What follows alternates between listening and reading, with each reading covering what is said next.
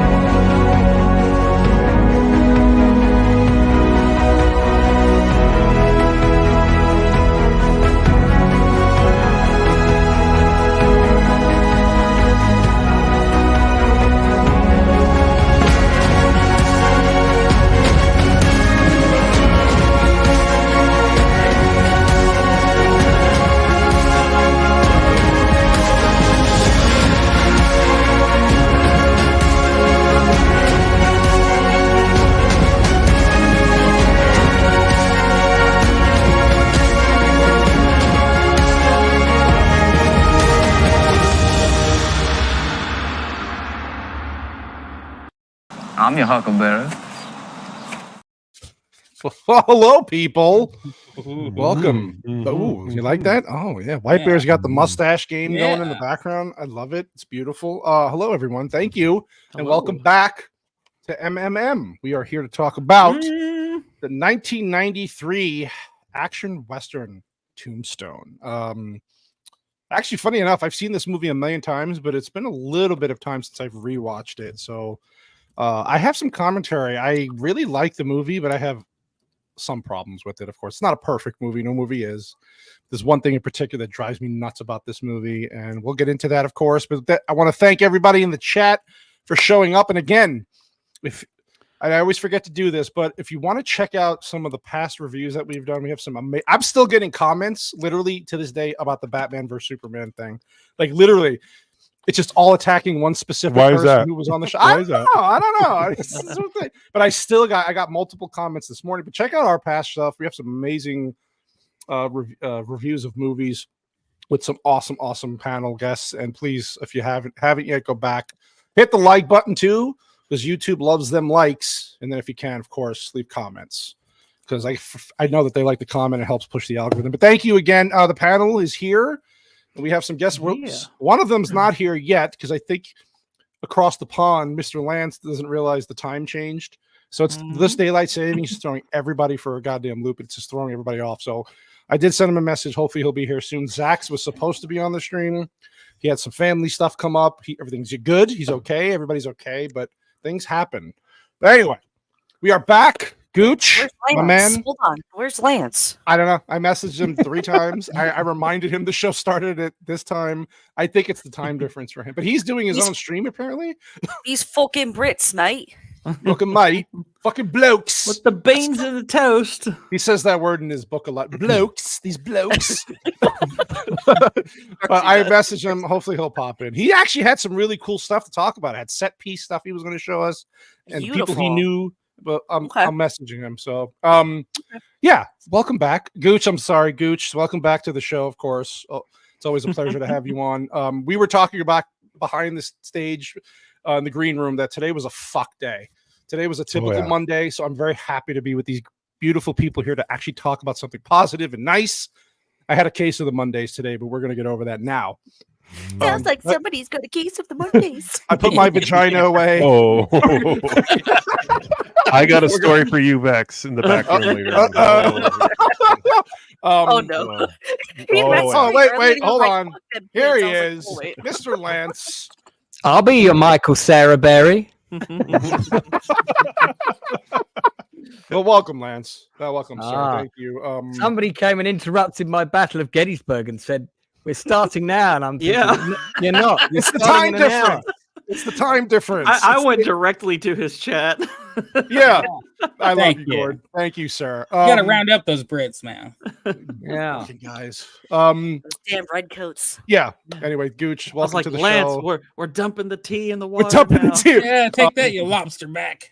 I'm glad that we're all here today, and after having a shitty day, we can chat. But anyway, Gooch, it's great to have you back. Thank you for coming on the show, of course, as always. And Gooch up the stream. Gord King, late edition, but of course you're always welcome. And then I know you were coming off of Doom. Is it hard watching Doom 2 and then having to talk about another movie so close? Like right? No, I after mean they're sand in both of them, so it's basically the same thing. That is true. Well, thank you for joining us, sir. I appreciate you very much. Yeah, there like, he I is, literally Lance. got the invite as Dune 2 was starting. I know, I was like, how's Dune? You're like, I'm literally about to watch. I'm like, all right, I'll see you in a few hours. Thanks, Gord. I'll talk to you Gord, later, buddy. I feel you, bro. Because last week I watched Dune before we did Batman. I was like, all I want to do is talk about Dune. Kind of, yeah. Yeah, and she liked Batman too, but it's like I get it. And I even said that like we should have just did a Dune stream just talking about the movie, but whatever. I like Batman though. Yeah. Lance, welcome to the show, sir. How are you doing? hello. Yeah, it's my first time here. Thanks for having me. Yeah, you've never been on the show before. That's right. No, that's right. It's yeah, I know. I appreciate you, Lance. I'm just halfway realized- through your book. I'm really enjoying it so far. So Oh well, when I'm due to come and do like a sort of one-to-one interview with you, right? it's So, fantastic. Yeah, in April. Yeah, that's right. Cannoli Connection. We'll try and cover different non-Gooch related sections. But That's tough. That's a tough one, man. How could you not touch the gooch? so I'm gonna do a ton of Vex interception on the trivia tonight because I've already That's done fine. a stream about Tombstone on my own channel with Nice. Matthew Holmes, who directs westerns, and we actually did Tombstone and White Earp together and compared them. I have a lot of opinions on Wired. I watched Wired Earp over the weekend, and It's a good movie, but it's a different tonally. It's a completely different type of film. But listen, man, Doc Holliday, his what's his name's go at Doc Randy Holliday. Quaid. Yeah, it was good. He does a He was good. good. He does a good, different but good Doc Holliday. Not. Val Kilmer's is just in the stratosphere, but He was amazing. He was amazing. Yeah, But this we'll is get into Val that, of Kilmer's course. best performance, man. Oh yeah, no, hands down. Yeah. Vex, But yeah, so hopefully I can bring some bits. and No, pieces. well, yeah, bring out any trivia you have. Just throw it out there. I'm sure it'll help out. Vex, Sure, how are you doing, okay. by the way? I'm hangry. I haven't had dinner yet, so Oh, I'm sorry, Vex. I came. Something seems a little fishy about that. Yeah, a bit fishy. I defrosted some like cod loins to make for Oh, dinner today. Cod yesterday. loins. Anything it with the looks word like- loins in it where Vex is concerned, I get all tingly. Right. Tingly. It even smelled fishy. Oh, Uh, now I've lost my Now I'm hungry. appetite. I lost my appetite now. It's all gone. But I froze it before the the past due date, but now it smelled too fishy, so I had to. This is I had sounding like a really bad Is meal. this the second time this has happened to you recently? no, not. That's- Oh, No, hold on. it Yes, has. right. It has. Yeah. See, I know. You're bad with the fish, girl. Stop I'm playing with the bad fish. I got chicken breast in the oven. I'm just Okay. waiting. You for go ahead it. and do what you need to do as far as So the I food. might be quiet for a while because That's okay. I'm. Wipe it. Loins and breasts. It's all happening. It's all happening. Well, Vex, you do what you gotta do. So. Oh, look at them dancing in Valentine. Look at Art. Yeah, look at Art. Yeah. right Oh, Lenny, get it, Lenny. I'm literally playing this Lenny! game. I'm literally Lenny! playing this game right now. Man, that's which, what I'm which saying. version of Tombstone This is is this? there. It's the second. Yeah. This is Updated for modern the Broadway audiences. version. This is the Tombstone the musical. Happy June edition. Wipe Air. Besides your beautiful dancing moves you have there, how you doing, sir? I'm unemployed, so I'm doing pretty good right now. For the first time in 25 years. Sound more high than I am. What the hell? Yeah, I was gonna say, wow. Well, That's I'm awesome. taking a note from Mrs. Sassy, so I'm having some Truly's low carb. Yeah, he's drinking Truly's like a little. Never mind. How do you drink that shit? It tastes like hairspray. This is Don't ask me That what is hairspray. good. Right flavor's pretty good, actually. Okay, fair enough. Fair enough. All right, so to get into this movie, well, let's just fucking do it. I have a lot of opinions about this movie, but I know the panel's really here to discuss it more. So we'll get into it. We'll scrub through again. All in all, it's a fun movie. Just a quick thing. It's a fun movie. It's an action movie.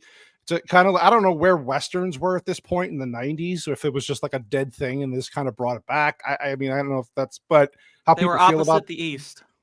that. Thank you. Well, there was a run of westerns from the late 80s into the 90s. Okay. There was a trickle that started with Silverado, then you had Pale Rider. I forgot about Silverado. That was a good movie. Yeah, you had Unforgiven right before this. Unforgiven too. Wow. Okay. Open Range. Young Open Guns. Range. Open Range was a bit later. Holy shit! Yeah, there was a lot. Okay. Yeah. Okay. Wasn't There was a Legends sort of the Fall as well around this Yeah. time? Oh yeah. Open Range was like 10 years after this. Legends of the Fall is just a Brad Pitt butt movie. It's not really a western. Well, Young Guns. Young Guns Guns was Young Guns 1 and 2. 1 and 2. Yeah. Okay, so you're right. Okay. Yeah, so I watched this movie and then I watched Wyatt Earp like right after this, and I wish I never watched Wyatt. I'm sorry, Lance. I did not like Wyatt Earp. I don't think Wyatt Earp's a great film. I just think, it does give you more context as far as his background. It was slow, and this movie this movie might not be accurate 100%, obviously, but it is just a fun watch, and the cast is fantastic. So we'll get into it here.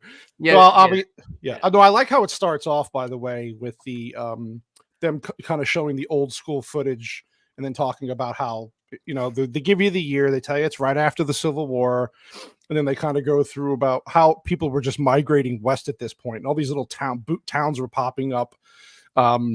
Which was interesting because Tombstone, compared to where I live, is not super far. I remember as a kid going to Tombstone one time, and I don't remember much at that point. I do want to go back. But yeah, it's funny how in their interpretation of it in this movie, actually not just their interpretation, in reality, they thought it was going to become the next big city, just like all these other towns across the West Coast, and it's literally just a little shitty. So like nothing ever progressed like they thought. Oh, but yeah. Again, very cosmopolitan. Yes. And I love this. I love how they're going through talking about Doc Holliday and how he came from the South. And so, yeah, silver was discovered in Arizona. So that's how Arizona made this big boom between like 1879 and 1912. It was massive. People were just coming here because of the silver, trying to strike it rich. And then this is where it gets a little convoluted as far as the accuracy. There was a group of Texas outlaws, that is true, called the Cowboys. They migrated to Arizona as well. They didn't wear red sashes, though. That is made up for the movie because they wanted to have like this kind of gang affiliation for the movie to kind of differentiate them from the bad guys. You can pretty much tell who the bad guys are because they're all assholes, basically. But that was added for the movie. It's a shame they didn't have a rival group of cowboys who had like blue sashes, because that would have been like very Cribs and Bloods kind of would have Crips worked. and Bloods. Yeah. But I will say that I know, and this will probably be in the trivia. If you have to bring it up, do it. There was a lot of production issues with this movie. A lot of I know about all of them.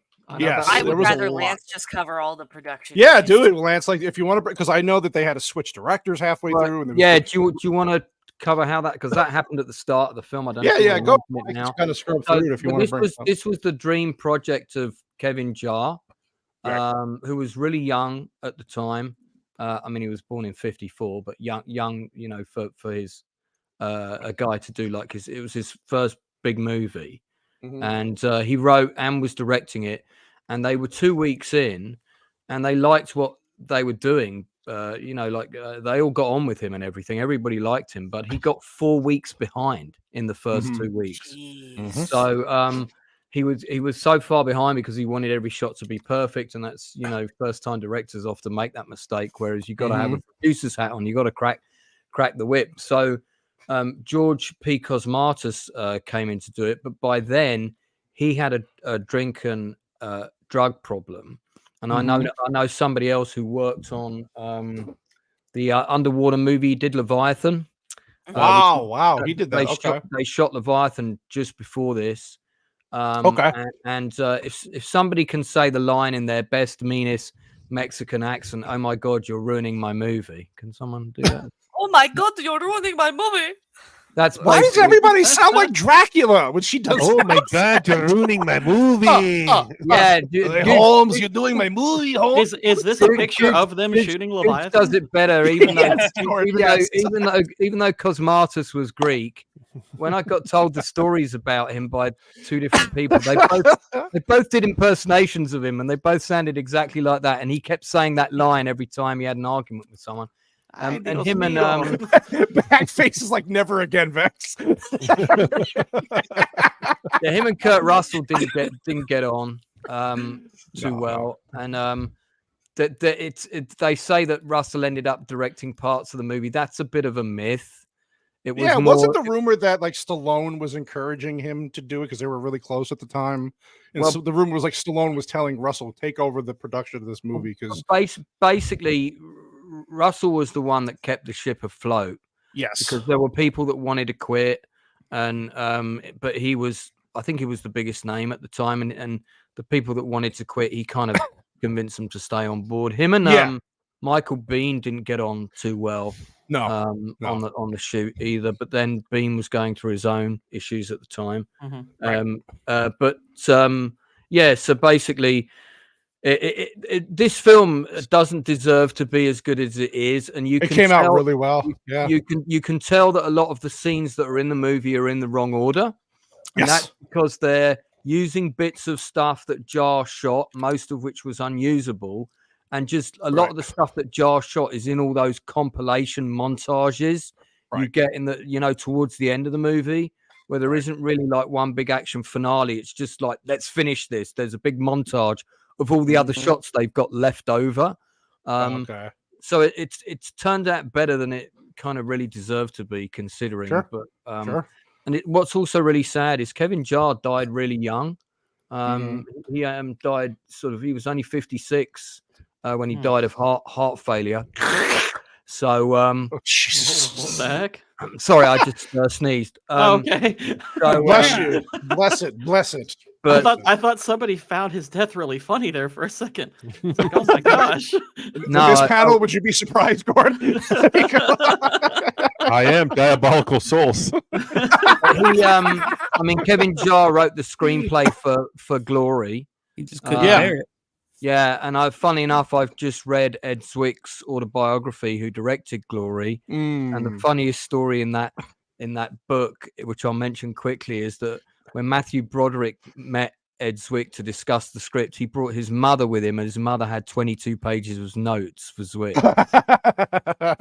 Can you imagine that? Good God, yeah, that's pretty good. Yeah, so it got off to a very, very rocky start. I don't think this scene at the beginning, this opening scene, this was not originally the opening scene of the movie, by the way. Really? No, this in the original script. This gunfight came later. And I like that it opened the movie though, because it set the tone for how ruthless these guys are though. But I can because this was how I felt today all day at work. This line right here. This is what I was thinking to my clients all day in my head. You go fucking hell. Go to hell. Go to hell. But Vex, can you say that for us in a Mexican accent, please? She might. Hold on, I need to swallow my food. No. Never mind. Or a Greek half Mexican. No, it's okay. You're ruining my movie. That's what he kept saying to people. You go to hell. Oh, that was better. That's better. Not too bad. Dracula Mexican. I love it. You go to hell. You go to hell. Okay. 1940s actor. Oh my God. You see. You gotta have. But again, this is where you get the introduction to the cowboy. Powers Booth, by the way, playing William Brosh is fantastic. And the funny thing is, these guys, him and Terminator boy here, Michael Biehn. The funny thing is, in the real story, they try to make them as like the head guys. They were not. They were side characters in the real gang. They were not the lead head top guys. There were other people who actually helped, were above them. But for the movie, they said they took it out and changed it to make them more of just the 1-2 punch. But really interesting. It was the Clantons and the McClowrys. Clantons and McClowry. Yeah, because in Wired Earp, the movie Wired Earp, again, you get a little more context. They were the ones running the show. Yeah. And these were just like side characters. But yeah. Who doesn't want a nice meal after killing a bunch of Mexicans? So this whole thing was that they went to Mexico because that guy that they shot who was saying go to hell, he killed a couple of cowboys. And of course, they came back and seek revenge. And who doesn't want to eat tortillas after killing a bunch of people? It was real nice of Chipotle to cater the event. Yeah. Yeah. Great cast. And I will say Michael Biehn is excellent as Ringo in this. He's so intimidating. His eyes, like they casted this movie so. Look at that, like he's just like this hollow, dead looking on him, which is why he's such an asshole, like a good villain. And I love how they're talking about a little foreshadowing here with this line, because the priest who they kill here, he's talking about the revelations, and I love the way about a sick horse or something. I don't know. Yeah, so crazy. Your Spanish is worse than your English. But it does. It does miff me slightly when people say revelation at the end of that book. What did I say? It does miff me a little bit. No, I'm talking about. He says it in the movie. He says revelations, and I was like, it's revelation. There's no S. God damn it, Gord! You and your. And I know, but it's a one letter. He gets 1K and then he just starts swinging his power around, eh? The guy hits 1,000. These people don't know what they're doing. Listen, excuse me, I am a professional YouTuber. Hello. just before you move on to the Earps, two other actors I want to mention that are in the bad guy lineup. You've got the incredible Stephen Lang and also a very young Thomas Hayden Church. Stephen Lang is outright one of my favorite actors, and I loved him in this. This and the Fast Way with Michael J. Fox are the first two things I saw him in. Well, and Michael Rooker's part of the group too. He's fantastic. Yeah, he had a lot of his scenes have been cut. A lot of Michael Rooker's scenes were cut. And the priest, the Mexican priest, is El Presidente in Once Upon a Time in Mexico. Oh, I thought you were going to. I saw him and I was like, where do I know stop him with that from? movie. Stop with that movie. I love that movie. Stop. I thought you meant he was Biden. I thought you meant the priest was Biden. I was thinking, well, he is. That's a different kind of beast, though. I love Kurt Russell in this role. You could say what you want. Some people were like, "Oh, it doesn't look like what." Who gives a shit? Like the guy. I don't know. I love. I think he looks the part. I love Kurt Russell. I don't care how historically accurate at all any of this movie is. This movie is a good movie. That's all. What I love about this scene here, you get immediately. We always talk about character development, right? So you get the Ringo, you get the whole idea of the cowboys. I love like Wyatt Earp. As soon as he gets off the train, he's coming to Tombstone for a better life. As soon as he sees the horse getting whipped, he just takes the whip and goes, "Hurts, doesn't it?" It's just like he hits the guy. Like, he's this guy doesn't take any shit. And he's an old boy. He's an old boy. I love him. He's got Wyatt the perfect supremacy. Thank you. Wyatt supremacy. Okay. Thank you, Gord, for that beautiful pun. I really enjoyed that. I just love this. And again, immediately they're trying to get him back into being a marshal or some kind. And he's like, nah, I'm good. And then they give him the bullshit line about, I never saw a rich man didn't have a guilty conscience. And I love his line. He's like, I already had a guilty conscience. Might as well have the money too. Yeah, that's a good. I mean, Jar writes really good dialogue. That's excellent. Maybe he was biting more off than he could chew as a director. But if you look at his resume, he's done script doctoring on about 20 big films, as well as doing 7 or 8 whole screenplays, and he writes great dialogue. So this is where they bring the brothers in. Now, in the he had more than just 2 brothers, right? He had a bigger family, and in the Wyatt Earp movie, there were brothers. Yeah, all the brothers were involved, not just the 2, but they wanted to shrink it down in this movie because the director was like, "Yeah, we don't want to confuse people." I don't fucking know how you confuse people with 2 extra people, but I guess the script was already tight. Production was crazy enough. They said they just didn't want to confuse anybody. Like, okay, fine. So, but they picked great Sam Elliott, Bill Paxton. Amazing casting. Sam Elliott, man. Oh, that mustache. Can't go wrong. Dude. Yeah, that mustache. I will. Yeah, go ahead. Sorry. Well, I was just going to say, Sam Elliott is like of the people living today. He's the ultimate cowboy actor, right? Yeah, 100%. Yeah, definitely. That guy 100%. should sell audio tapes, of his voice, like soothing, like, calming yoga tapes. Man, they'd make a shitload of money. Go ahead, Vex. What are you gonna say? There's a character, actually almost 1-for-1 modeled after him in Red Dead Redemption 1. There is. Yep. I can't remember the character's Landon name, Ricketts. There you go. And he's referenced in newspaper clippings throughout Red Dead Redemption 2. Yep. Yeah, and you know what? He was fantastic in Coyote Ugly. Jesus Christ. Yeah, man. He was the best thing in Coyote Ugly, and there were good looking women in that, and he was more sexy than them. God, I don't want to hear a word about bringing up Once Upon a Time in Mexico. Yeah, we're talking about Coyote Ugly. Dude, you know what? You don't want to get booted, do you? No. I love this. Yeah, so they're talking about how they had they're traveling through Arizona. That's funny when you hear about Prescott, like when you're from the state where things are being talked about, you try to think how authentic, using the right word. This actually was filmed in Tucson, Arizona, which is the southeastern part. Tombstone is like really on the border of Tucson, so it's a different county than Tucson, but this was authentically filmed in Arizona, in Tucson, not far from Tombstone. So I looked at. I'll get you the set in a second. Yeah, it was pretty cool to actually know that. So yeah, then you get the introduction to Doc Holliday, and I swear to God, man, this guy, this role just is unbelievable. He, like you were saying, he doesn't even have to say anything in certain scenes, and you just I don't know what it is, man. There's a certain roles that in certain movies that just transcend everything. This guy, I mean, if they just made a movie about him just gambling, I'd watch it. For 2 hours. It's funny. I don't know if there's a year, at least I don't know if there's a year that comes to mind where Best Supporting Actor was more loaded because he didn't get nominated. He should have been nominated, but even I can't make a case that he should have won because there was a lot of stiff competition. Oh year, but he should have been nominated in this. He's the best thing about the movie. He's the whole movie. I don't think this movie's that good. But I mean, he's great in it, is what I'm saying. I'm not saying. Yeah, the movie but is he really good, or is he just like is it just the one-liners? Like, because everyone really knows him for. He's really good, but I mean, it's the one-liners that really. I mean, the dialogue. He's not in the movie a lot, though. But you got to act well to sell. I mean, that dude legitimately looks like he's dying. I brought this up not too long ago. William Hurt got nominated for A History of Violence, and he's in that movie less than 5 minutes. He was good in it. Yeah, but he's in good. one. He's literally in one scene for less than 5 minutes. By the way, if you don't notice this guy here, that's Frank Stallone. That's Sylvester Stallone's brother. Yeah, you guessed it. So there you go. You can't tell by the eyes, right?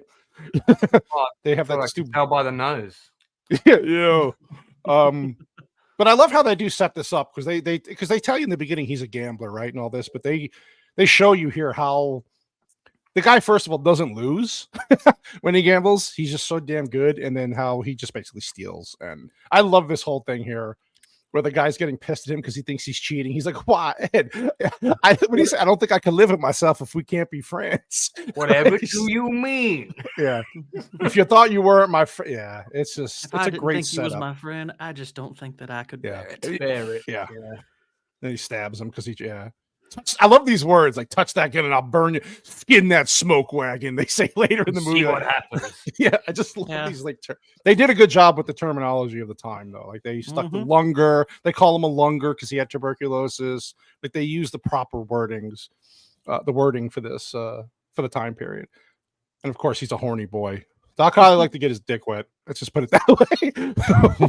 He liked to get his dock wet. Dock wet, yeah. We'll do the PG version for Gord. He liked to get his dock wet. He liked to get his huckleberry wet. Yeah. He liked to get his huckleberry wet. Yeah. Yeah. Now, wasn't he a dentist in real life? Like, yes. Before. At one point he was, yeah. Before he had to move out west. Okay. But then he became an anti-dentite.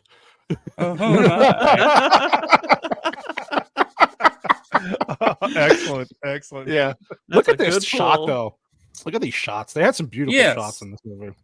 Of them traveling through the western landscape. And the score is rolling in the background. Yeah. Yeah. There they go. They get into Tombstone and it's hot. Let me tell you something. Southeast Arizona, just like most places in it, it's fucking hot. Go back to. Right here. Happy horror, sad horror. Dude, pretty much. One thing you'll realize is their wives hated Wyatt Earp in real life. They did not like him. They didn't like that they had to move all the time. They were happy in Dodge City. Actually, they didn't want to go. And the brothers were the brothers. He basically told the wives, "You do not come before the family. My brothers are going to do, but not so much what I tell them, but they're going to make their own decisions." But they ended up doing what Wyatt wanted to do. Because one thing about Wyatt Earp is that he was looking for something just to kind of. It wasn't like he was always looking what's gonna settle a place to settle down, make money with the family together. The guy would never had money though. Like everything he did, that's why he was a lawman his whole life, because he just couldn't narrow down or just couldn't settle on something, or nothing worked for him. The poor guy. So if you do research onto Earp, that's why he had to be a lawman in every town. And the thing about this movie is when they get into town in real life, not long after, they all became deputies, like really quick. Because they couldn't, they were doing mining stuff and they weren't making any money off of it. So in this movie, they kind of, you want me to smack my lips? There you go, Vex. She wants me to. Am I smacking my lips like a whore? Lips when you were talking. It's like I've never heard this guy smack his lips so much. Goddamn. Well, we are talking about whores. So. We are talking. I'm sorry. I hate when people smack their lips. Yes, I'm being autistic again. Jesus Christ. Thank you, Vex. Actually, yeah, I do, because I hate when people smack their lips consistently. So thank you for calling out my autism again for me. Depends on the lips. Yeah, I'll smack Gooch. I'll smack your lips any day. Oh my god! Want to give Gooch the smooch? I'll give Gooch needs a Wild West, okay, not a bundle of sticks convention. Wow. Too late. Yeah, great. Is this Tombstone or Brokeback Mountain? What are we doing here? It's Brokeback Tombstone. Oh yeah, can we do Brokeback Mountain next week? No. Yeah. We're gonna have. I'm actually totally down to do Brokeback Mountain. You fucking would because be. Whitey and Gord personally told me that they had to be on that stream, and they're up reading. I'd rather smell Vex's dirty fish. Wow, dude, you do that regularly. Putting that on a shirt. Putting that, I would rather smell Vex's dirty fish. Somebody please clip that. Oh God, you guys are fucking. So I've got your Tombstone set here for. Oh yeah. Let me. I want to see this because I know here. So this is the real set. How small that is. It's the Mescal movie set, which is located not far from Tucson. If we zoom out a bit, that's a little Gooch shaped. Yeah, kind of is. So it's Benson is the nearest airport in case anyone ever wants to go and visit. Look how isolated this fucking town is, man. Yeah, I mean it's pretty. You know, it's. Oh look, you can see my house. No, I'm just kidding. So they may have had a couple more buildings there for the shoot. Yeah, but, you know, you can cheat. See the way that it curves at the end. Mm-hmm. That's how the Gooch curves straight down the street. It looks like there's another street and then another street. And, yeah. You know, and then you can shoot. You can shoot this way. Got a nice picture of it here for you Jesus as well. Christ, he wasn't on this one. Luckily, there'll be a lot of no. There were no survivors. That's a great picture of it. It is a nice picture. Yeah, it's a beautiful. I mean, they did a great job with the whole. It's great the way you've got the mountain range in the background shooting that direction. That's true. There was some of this in California too. Yes. And Zach's Zone Adventures 2 will be about a home adjacent to the Rust set. This is the most common used set in the Western genre of the last 20 years, and this is the Cerro Pelon movie ranch, which is where this was built especially for Silverado. Right. And this all went up for sale about 5 years ago, including the really cool funky houses that are on the ranch and all 280 acres of it or something like that. And it was something like about 65 million. So I did call Vex to see if she wanted to put in an offer, but Vex, come on, we could be neighbors. She was buying new fish that week, so it was shit. Yeah. Sorry. It wasn't stanky enough for me to invest in. Is there even water in Arizona for fish? Listen. I don't. What do you think? There is a jaguar that passes through Arizona, so that's yeah. Vex wanted me to hunt the jaguar. There's lots of cougars apparently.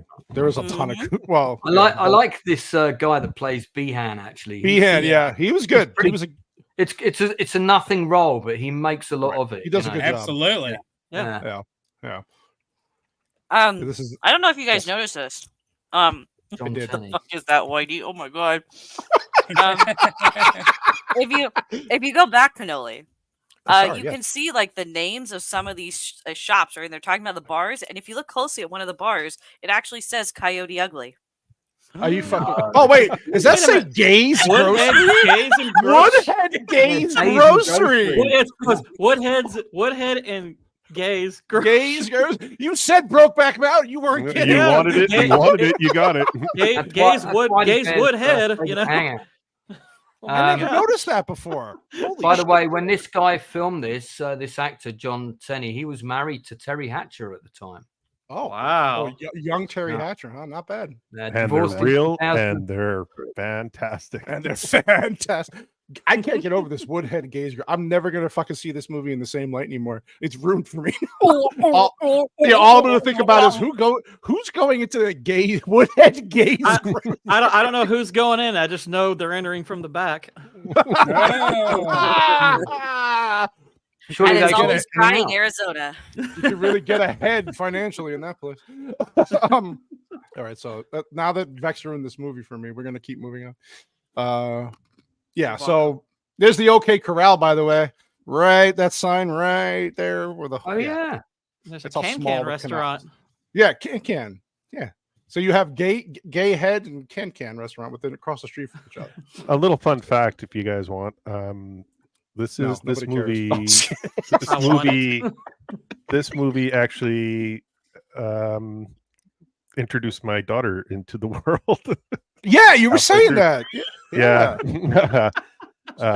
Jesus. What? I got bored, and it was before Netflix and chill, so okay. Yeah. So this is it. Yeah, it was this movie. This is where it happened, huh? This is you got bored, so you just chilled as opposed to Netflix. Oh yeah. There was a lot of chilling. Yeah, there was some chilling, all right. Yeah, like a villain.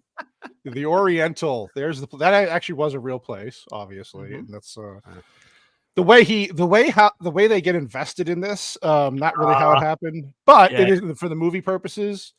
Look, we got a normal store name, Andy's Club and Saloon. Okay, not gay, Woodhead, and Can. Fucking Vex, man. How do you? You never know. Andy might be a dandy. Ooh, this is Billy Bob Thornton's cameo. Oh, this is so good. I love this. Yeah. And he's just talking to the owner, and the owner's like, "Yeah, this asshole came in." Here's what's funny though. Let me ask you guys a question. You have a town riddled with gangsters called the Cowboys, and say they want to go into this saloon. You really think he's going to stop them from gambling in this place? Like, wouldn't they have killed this guy? Well, no, because there's more than one saloon in the town, isn't there? And he's just true, but they probably just go to the one that's popular and full of women. Why would they go somewhere where there's no action? That's true, but the sense that this guy might be a useful idiot for them. Yeah. Oh, I see what you're saying. Okay, fair enough. Yeah, maybe they've even put him in there to undermine that business. Yeah. That's a whole sub. That's a whole subplot. So he's just a bully, and I love how the guy he says he's wired up to the guy, and he just laughs at him. He's like, "Yeah, sure. Okay. yeah, sure, okay." Yeah, and I love how he just goes right up to him. He's like, "You're sitting in my seat." He's like, just dresses him down.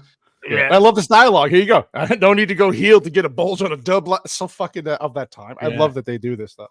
It's so good. Oh, I'm real scared, mister. That's right. He's so fucking intimidating. Like, he doesn't he say damn right you are? I can see that in your eyes. Yeah. I'm getting real tired of you. You're getting out. Jerk that pistol over at Woodhead and Gaze. Jerk that pistol and go to work. That's clippable. Look at his yeah. Look at his eyes, man. He's got God. I love Kurt Russell, man. I love his eyes. Kurt Russell can sell this kind of character exceptionally well.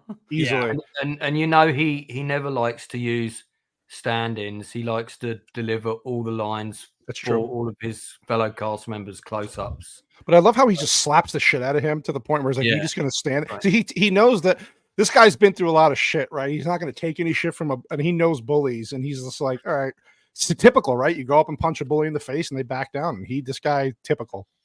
Wow. That's a lot of saloons. Were they all gay saloons though? That's what I want to know.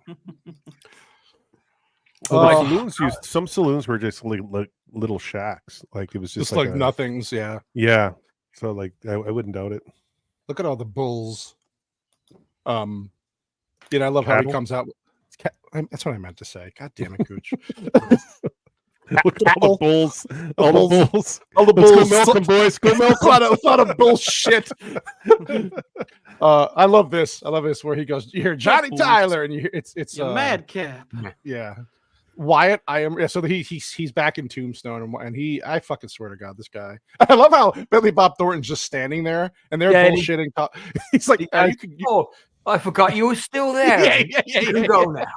You may go. By the way, do we like the addition of all them spitting their tobacco out on the street constantly? That was a nice touch. Yes. Yeah. There you go, Max. I figured you would like that. Isn't that parodied in the one we just did the other week? Isn't there a scene where they're all chewing the tobacco and spitting it out? Oh, that's a scene in a movie, but it's like parodied.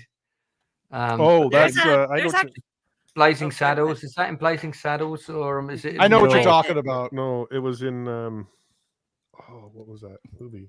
And they're all like spitting it out and going, "God, this." No. I know what you're talking about. I can't think of the damn movie now, though. But yes, might be Three Amigos, or I can't remember. It's one of the light. There's a cartoon parody though of this movie on Tubi. It's called Tombstone. No shit. Yeah.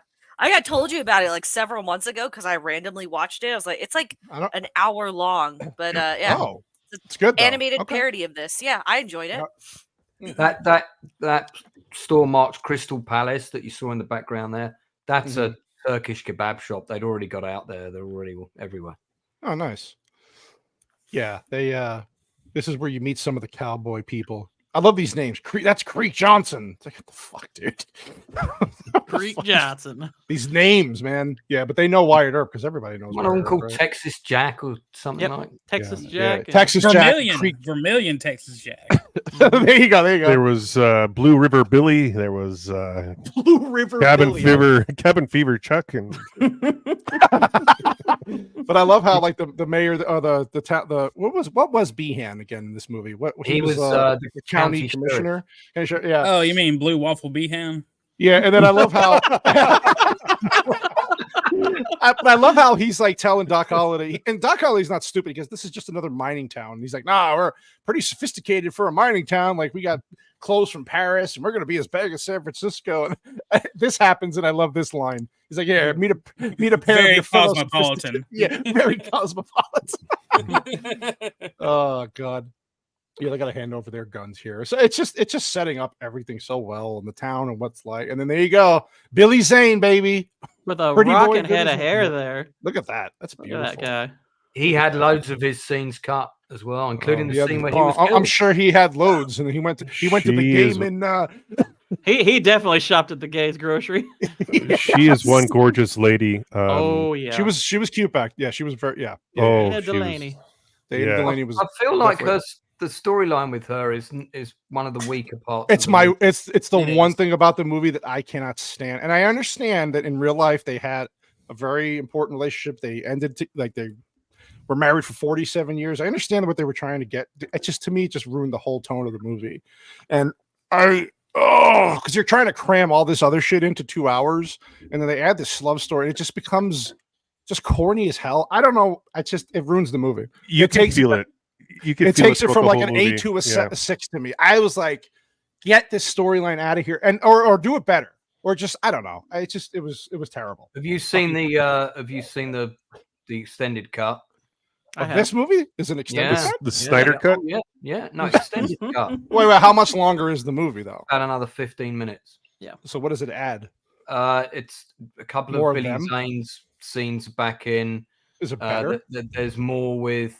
Well, all the stuff is good. There's nothing where you're watching it and going. Okay. Oh, the Birdcage Theater. You like Jason Priestley's got a couple of.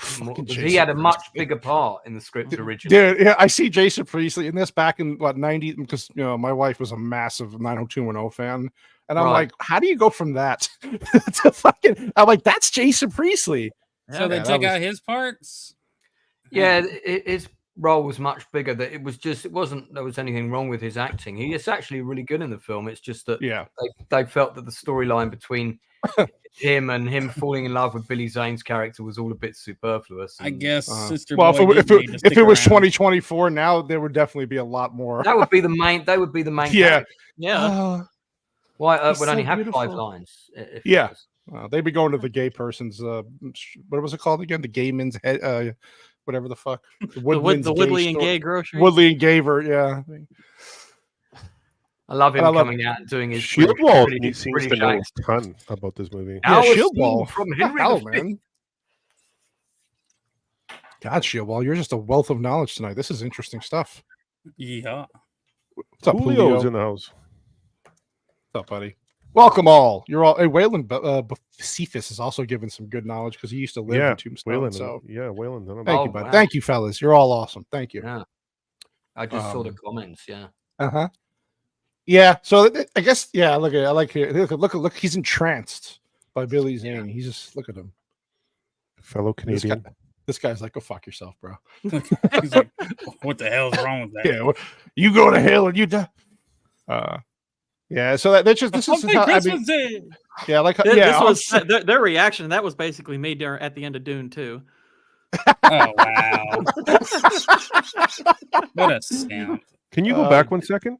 Go of back, course, buddy. Is that who's the blonde girl there? Santa Claus.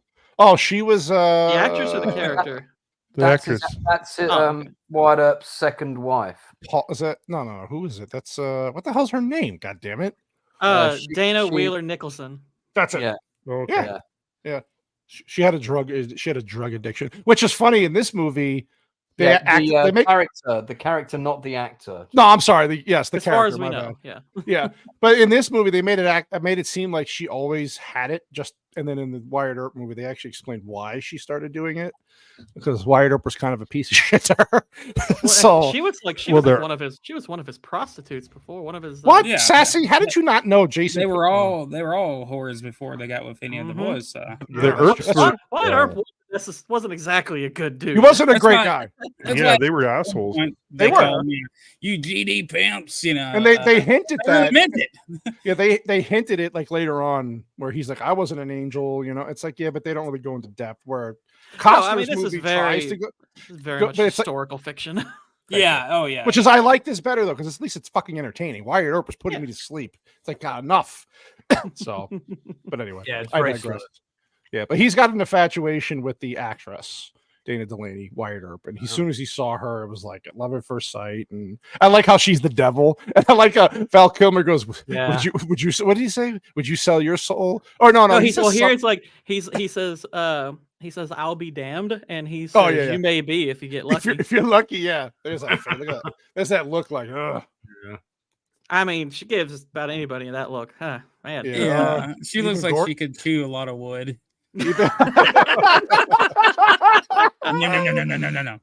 Oh, poor fucking Maddie. And then she like catches him, looking at her like, dude, you could have done such a better job.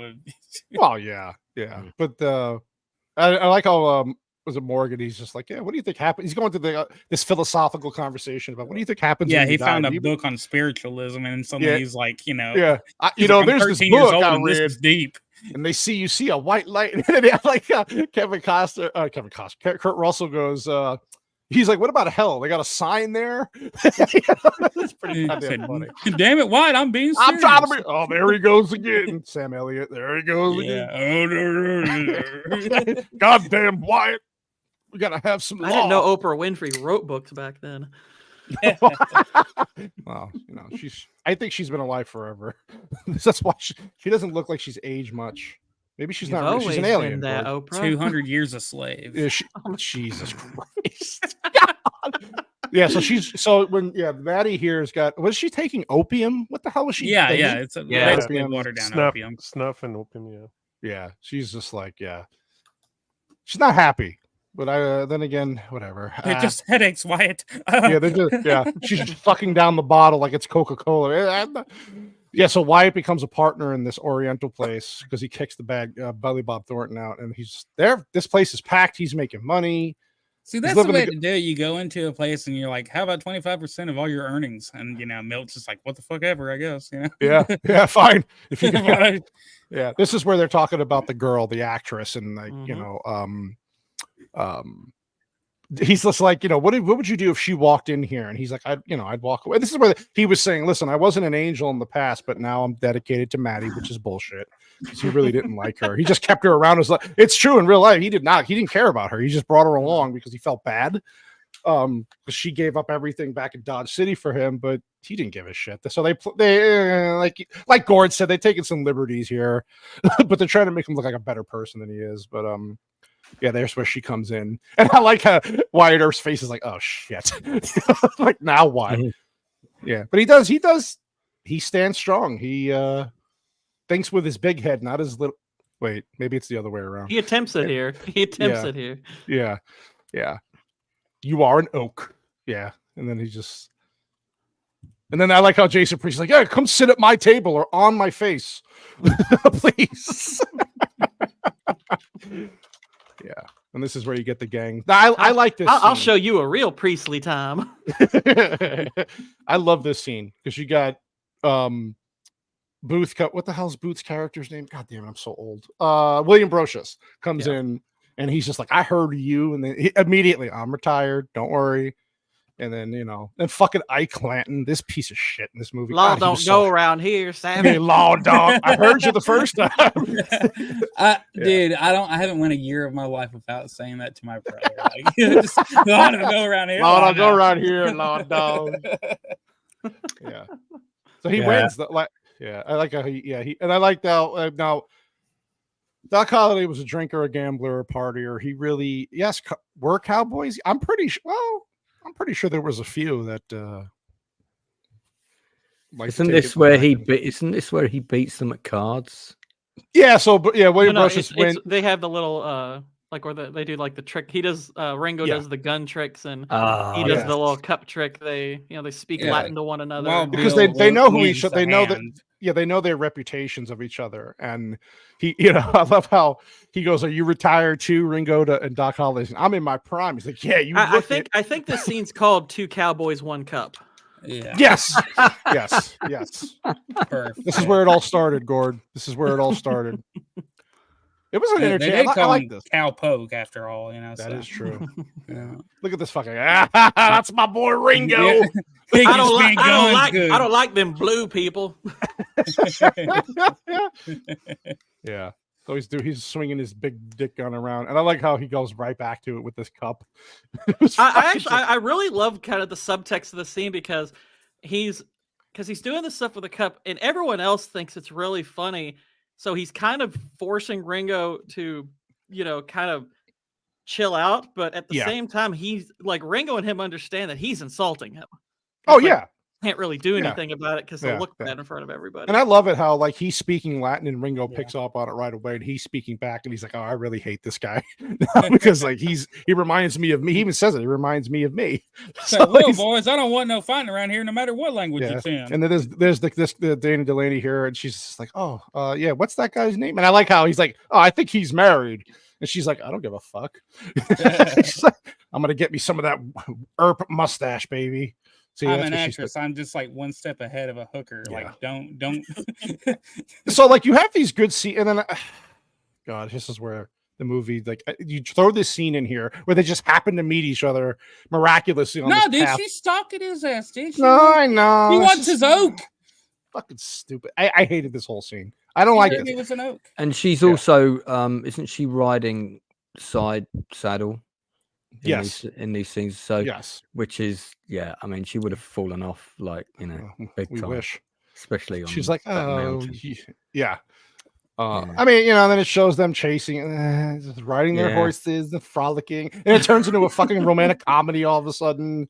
Yeah, like Yeah. I'm not against the idea of this being an element of the story. It's just Me the neither. way- It's the how way they it's implemented filmed it. is really Yes. out. It Yeah. just doesn't feel like it's takes you part out of the same movie. movie. It Yeah, does. it's It odd. does. It does. Yeah. I would have been quite happy if this hadn't been in there at all. Yeah, and it's like, frankly. this isn't a love. Like, I get there's a love story to be talked about here. It's important because they did end up together. But it's like they're frolicking. They're having a picnic under. Yeah, now look, we're in the glade Oh. in Braveheart. You Yeah. know, the Yeah. little glade in Braveheart Yeah. when they go for the little picnic thing. It's like, And then she's just basically saying, like, I'm a whore. I like to sleep around. And if you can't deal with that, and it's like, oh God, lady. I mean, fine, but he's like, oh yeah, you don't speak like regular women. You don't But fuck like them everything either. she says, like for the most part, I'd say 80% of what she talks about is just like, I like materials, I like room service, I like like doing shit and not having responsibility. And it's like, oh wow, Yeah. okay. Which in the other movie, Wyatt Earp, they did not portray her that way at all. Like I don't know if she really came from a rich family. I don't know if she was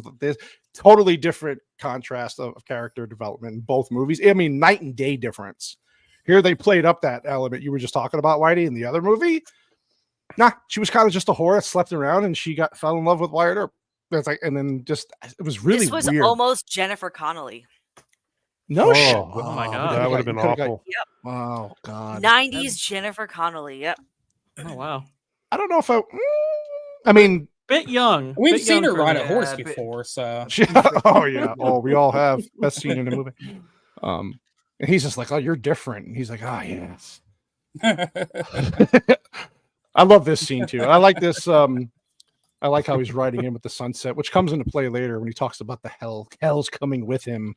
They have a similar scene. But yeah, he comes back to Maddie and she's drugged up again. She's giggling and where'd you go, Wyatt? I'm a dumb bitch and I like to suck opium down my mouth. that's because Val Kilmer's been there while he's been away, and they've had a bit of fun. Now Val's left. Yeah. I mean, I in the bigger. Sorry, go ahead. My bad. Oh no, you go ahead. Go ahead. I'm fine. No, I was just gonna say, like, doing research on Wyatt Earp and her, I'm not saying she was right to be it, but he really did treat her like shit. So like he was promised all this stuff from him, and you could say it's her fault, but back then, whatever, she had no life in Dodge City. She was a whore, and she wanted a life to get out of that town and like build a life with him. She wanted children with him. So in the real life story, he was like, yeah, I really don't want to do all that. That's not in the cards. That's not our negotiation. Is I get to plow you once in a while, and I just get to feed you and give you a roof. That's how their relationship was. That was the negotiation. So like, knowing that now and then seeing this, it's like, okay, I could see why she's fucking overdosing on opium, because she's just miserable. Because he ignored her. He was out slinging his dick around on with other women, and he was a grumpy bastard in real life. Because he couldn't find his true purpose. That's why he tried all these women. different. She's on. Women always. Yeah. Oh, copium is what it is. Yeah, copium. But I like this where he's trying to play it off, because in the last scene with the stupid love bullshit, she was like, I like. She's free. Like he sees her as being free, doing what she wants to do, not being tied to like a town or having to make money or just do the day-to-day bullshit. I think the idea is that Josephine is what he really wants to be deep down. It's just 100%. move around a lot and 100%. Not really be settled down. It's true. I think that's kind of the idea that they're going for. Look at this guy. She's like, I can't believe I let this dude pump loads in me. What? Whoa. Sorry, that woke Vex up. Yeah. That's only because she relates to that face. I mean, Oh my God. Poor Vex. Oh God. Love you, Vex. Yeah. We love you, Vex. Yeah. This guy here. Yeah, so this is where they get drunk Doc Holliday. And this is where like the movie starts really finally taking off. This was the first thing I ever saw Thomas Hayden Church in, actually. I think. Yeah. Who'd have thought? Yeah. And I could tell he was a good actor, but you didn't see him again for quite a while. Sideways was like way later. Much later. Yeah, when he did. He was in Spider-Man 3. That's right. Wings. God. He was. That's in not. Was he in Dumb and Dumber like right after this? Was he? He was in Dumb and Dumber. Wasn't he the main interest for Jim Carrey's love interest? Oh, the husband, you mean? Yeah. Was he? Was I he don't the know. husband Because the husband doesn't pop up till the end. I don't remember what he looks like. I don't remember. Yeah. I just remember Jim Carrey shooting him in his Or imagination. one of those It might have also been one of those. Oh my God, Jim Carrey. I feel like he was in a movie with Jim Carrey as well. I'm just checking for you. Do some research there for you. Yeah. So I'm William on it. Brocious is high as fuck because they had the special Chinese drugs, man. They had the Chinamen with their building the railroads and bringing their opium dens. Opium dens, yeah. His next big job after this was George of the Jungle. There we go. Ah. Okay. Yeah, so similar to Dumb and Dumber. How was that with Jim Carrey?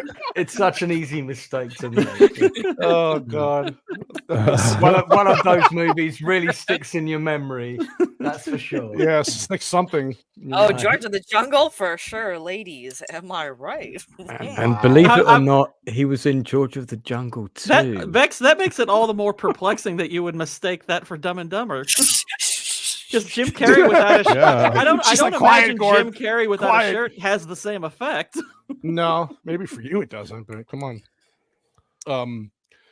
Yeah, this is where William Brocious is high as fuck, and then okay. So another thing, just some context in the real life scenario. This is not how this guy really died. They actually were trying to set up the Earps to kill them in real life, because the Cowboys were sick of their law. Because at this point, in real life, they were deputies already in the town. So Earps had a reputation for being a little brutal with the prisoners and just people in general. So they wanted to kill them. Here, they portrayed it as a totally different thing. But again, just a little context there. But I've got some trivia for you on the sheriff. Good. Yeah.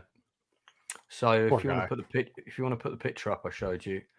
So this is Harry, I think it's Harry Carey Jr. But the important thing is his father was in the same naval unit as the daddy of directing westerns, John Ford.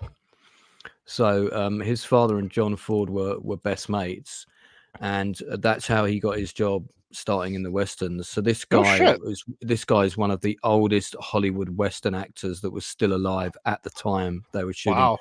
Tombstone. He did movies with John Wayne, all the big people back in the day. Wow. And so that's what they kind of honored him by. He didn't deserve what happened to him, man. He didn't deserve it in this movie. But that's him as a young lad on a western with John Ford, I think. So there you go. Yeah, there you go. Nice. I always like learning these little things from you. I'll try and chuck a few big things your way as well. Wow. Wow. Henry, sorry, and his name's Henry George Carey Jr. No relation to Jim Carrey. Okay, that's a shame. Is curious. No. Yeah, they killed the Fred White. son of Harry Carey, the Chicago Cubs. The baseball announcer. Yeah, I would imagine that Harry Carey would have come after. Yeah, I think that's what he meant to say. Speaking of coming, Harry Carey. Look at Ike. I like how he's just the whole movie. I'm just like, please kill this guy. Yeah, right. Yeah, I can't stand. And I like because they have Brocious on the ground after he shoots Fred White, and I like, Earp comes in. He's just like, everybody move back, try to settle everything, and this guy's like, oh, you better step aside until he gets the gun right in his face. Cut him loose. I think that was a big fail of the movie, actually, that you didn't see Ike Clanton get his comeuppance. No, he doesn't get his justice at the end. No, you just hear that he got shot sometime later. I would have liked to have seen that as right. I would have rather seen that scene than the fake snowman. Especially given how fast and loose they're playing with history. I mean, it's like, okay, I like historical fiction. It's fine. I don't need it to be historically accurate. It's a movie. It's like, well, then give us the payoff then.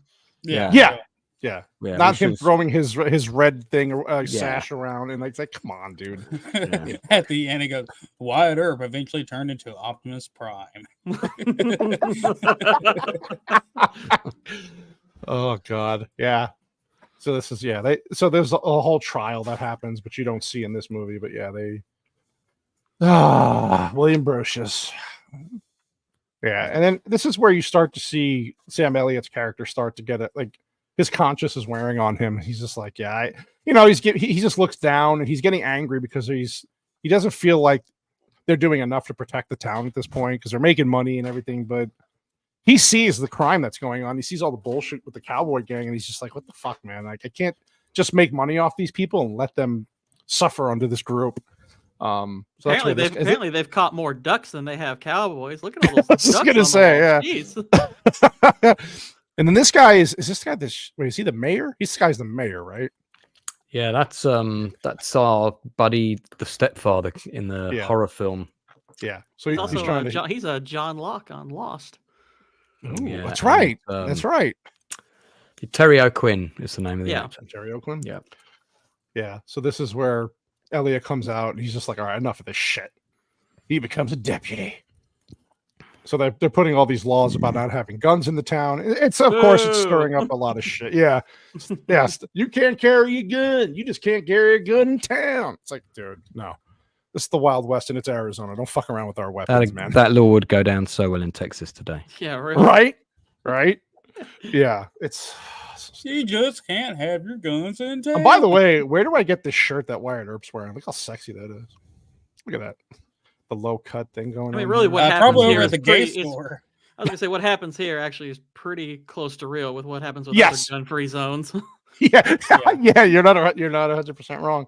And Wyatt Earp's is like, listen, we came here to fucking make money and get away from this life, and so of course the brothers do their thing, and Wyatt Earp's like, fuck you, man. And he does tell him here, like, you, and I don't. This is the whole debate whether Wyatt Earp actually killed people or not. It's documented that he did. It's documented that he didn't.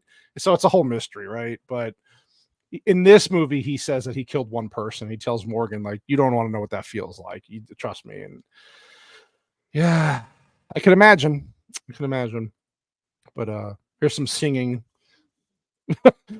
And then more gambling. This chick is just everywhere he is, huh? You're right, Whitey. She is stalking him. She is stalking him. Yeah. It is a pretty small town, though. I mean, that's true. We saw the overhead shot. Thanks to Lance. It's not a whole lot going on. No. Excuse me. No shit. Look at this. I didn't know that. Wow, that's pretty interesting. Does that mean he's just constantly on the passenger side? I got it, Gord. I laughed. Okay, I understood what you were doing. I understood. So Doc Holliday, what did they say? He's gambling and drinking for 36 hours straight at this point. Like, how do you, and with tuberculosis, which is really, really smart. It's basically like working in a restaurant. And this woman here, she's just like, she just won't let up. She's a real character, Big Nose Kate. Yeah. Joanna Pecula is an unusual choice to cast for her because there's a real picture of her that exists, and she's not an attractive looking woman in real life. One thing I was going to bring up, though, because Lance, you brought up the director's cut. One of the things that's added to it is there's a bit more resolution to her relationship to Doc. Like he actually, that's the one little bit of catharsis they do add is that he does break it off with her because she's awful for him. She's really bad for him. Terrible. She's using him. Oh, she might have been the Antichrist. She might have been. She is. Yeah. This fucking Ike doing Ike. Look at this face. Let's say I'm gonna be this you know what he's saying here? I'm gonna be funny. Batman here in 10 years. This is great acting. I know we said that the one-liners are great, but this is great acting. He's doing a good job. He's doing a good job. Yeah. I like how Ike is just constantly antagonizing these people. And and then you don't fuck with Sam Elliott though. That dude's like your grandpa. His mustache will beat you up before dude. Look, that thing's longer than his gun. He's in Roadhouse. You don't screw with him. Oh God, yeah, he was so good. Yeah, Sam Elliott's mustache has got its own Twitter profile. Absolutely. And you can interact with it, and it is quite active on Twitter. I think his mustache is the offspring of Chuck Norris's beard. Yeah. They work together in tandem. We both had a lot of rides on them. Oh, Jesus Christ. And then, this is where Doc basically almost dies. He's spitting up blood. Real good. It's good. It's good for you. And I like how Ike here is like, I hope you die. And he's talking shit about them. And he's like, and then he grabs his gun, says something really smart here, Ike, because he's such a smart. You tell, what does he say? You tell Wyatt and them, if I see them on the street, I'm going to, and like how Elliot just plunges him right in the fucking head, just knocks him out. And then he pulls him out and puts him in jail. And this is where you get what initially instigates the fight at the OK Corral.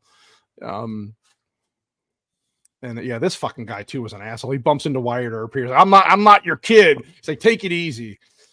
He's like, I'll fight. This guy does a smart thing. He takes his gun out. What does he say? He shows Wyatt Earp his gun. He goes, "I'll fight you right now." And I love how he just takes the gun, just whacks him in the head with So that actor is a descendant of Wyatt Earp. Yeah, that's his name. Yeah. Too, yeah. That's Wyatt That's Earp wild. the third. Yeah, Yep, Billy Claiborne. fifth generation or whatever. Yeah. Nice. And see, that's why you do conceal carry. And He's not been dining out on that story. I think his character's name is Billy Claiborne. Billy. Oh, nice. Yeah, this There's is so too many side stories in this movie. There's a lot going on. Going on. Yeah. Why the love story didn't necessarily have to be. It's hard though, because like Gord was saying, I don't mind it being a part of the movie if it was going to be. It's just the way they did it was so corny and just stupid. It didn't fit the tone, right? Oh, hey, in the extended edition, sorry to interrupt, bro. Like the Snyder I version. just remembered, the Snyder cut of this movie. They just don't understand. They actually guys. show a scene of Doc leaving her in the stables. Okay, where do I find this extended I just version? said that, Whitey. It's really. Did say that. Yeah, it's just like, fuck, Whitey. Did he not just say that? Yeah. We're watching really, Tombstone. I'm Whitey. sorry, I have a different image on my avatar. I was like, you're clearly watching the Jennifer Connelly movie on your. You You're watching the horse riding scene. I don't Is that blame what you. you're doing? I don't blame you. His edition is just called Tombstoned. Where do I find this Oh. director's cut though? No, it's Where- a limited edition Blu-ray that came out. I gotta buy a about Blu-ray? six years ago. Yeah, it's So I'm really I'm hard. screwed. Really hard. Well, to find. can I search for the deleted scene, like the extra on YouTube, maybe? There are Yeah, probably. some of the deleted scenes are on YouTube. Not all of them. Some of them are on there. God damn it, Gosh, Gord, find me this DVD. the Blu-ray you can get on Amazon for $14. Oh, really? Hey guys, did you know that you can get the Blu-ray on Amazon?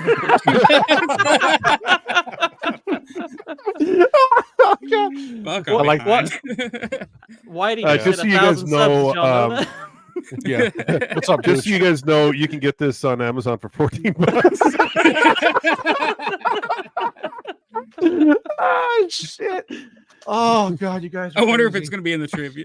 Yeah, $14 for $13.99. You can get this on Amazon. Oh god. Yeah. So this is where they're debating what to do with the Ike Clanton guys and the Cowboys and he's Wyatt Earp's just being logical here. He's like, you really want to do all this for a misdemeanor? You know, they're law and order. Yeah, they're breaking the law. So yeah, let's go. Doc Holliday's like, why didn't anybody tell me this? And I love how he's like, you don't have to get mixed up in this. He's like, that's a hell of a thing for you to say because they were really good friends. They were. Mm-hmm. So I love this scene coming up here. By this scene where they're walking with the Can you the go back black, one clip? Can you go back 2 clips? Yeah, I just go ahead. realized something right here? there. The sexy mustache. Why was he never cast as Superman with that jawline and? Because he's like 5'1". Well, Isn't he really small? Yeah, No, Kurt Russell's not that small.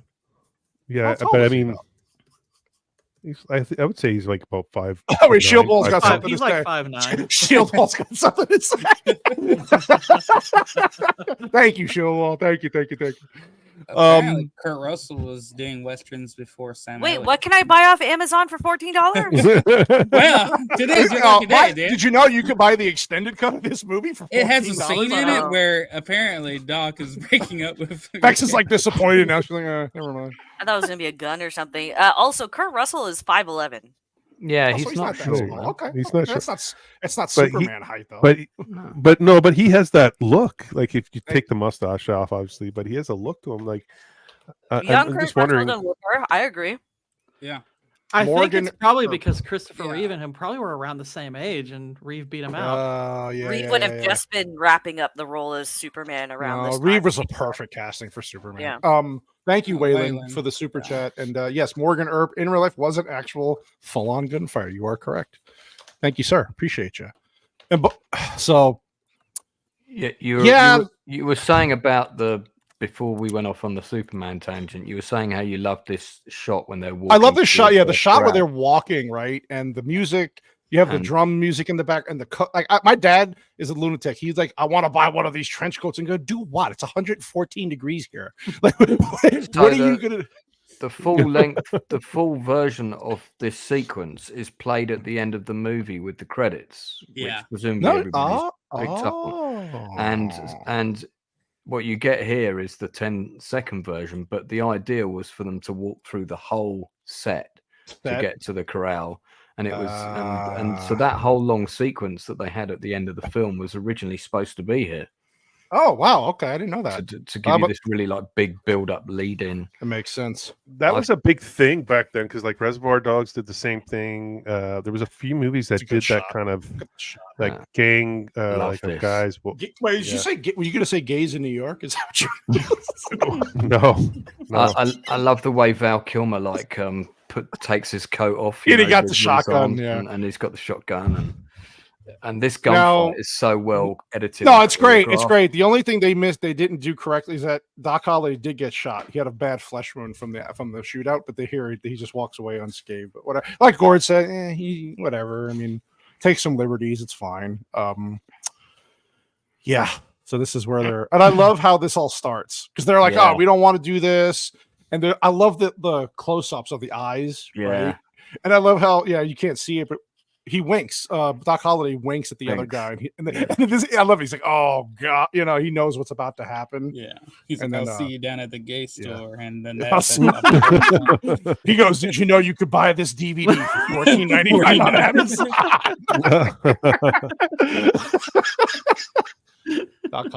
This was also very different to a lot of gunfights we'd seen up until this point. Like, people getting shot a lot of times, still getting up, getting shot again, and because of the caliber of the bullets and everything. Yes, much more realistic.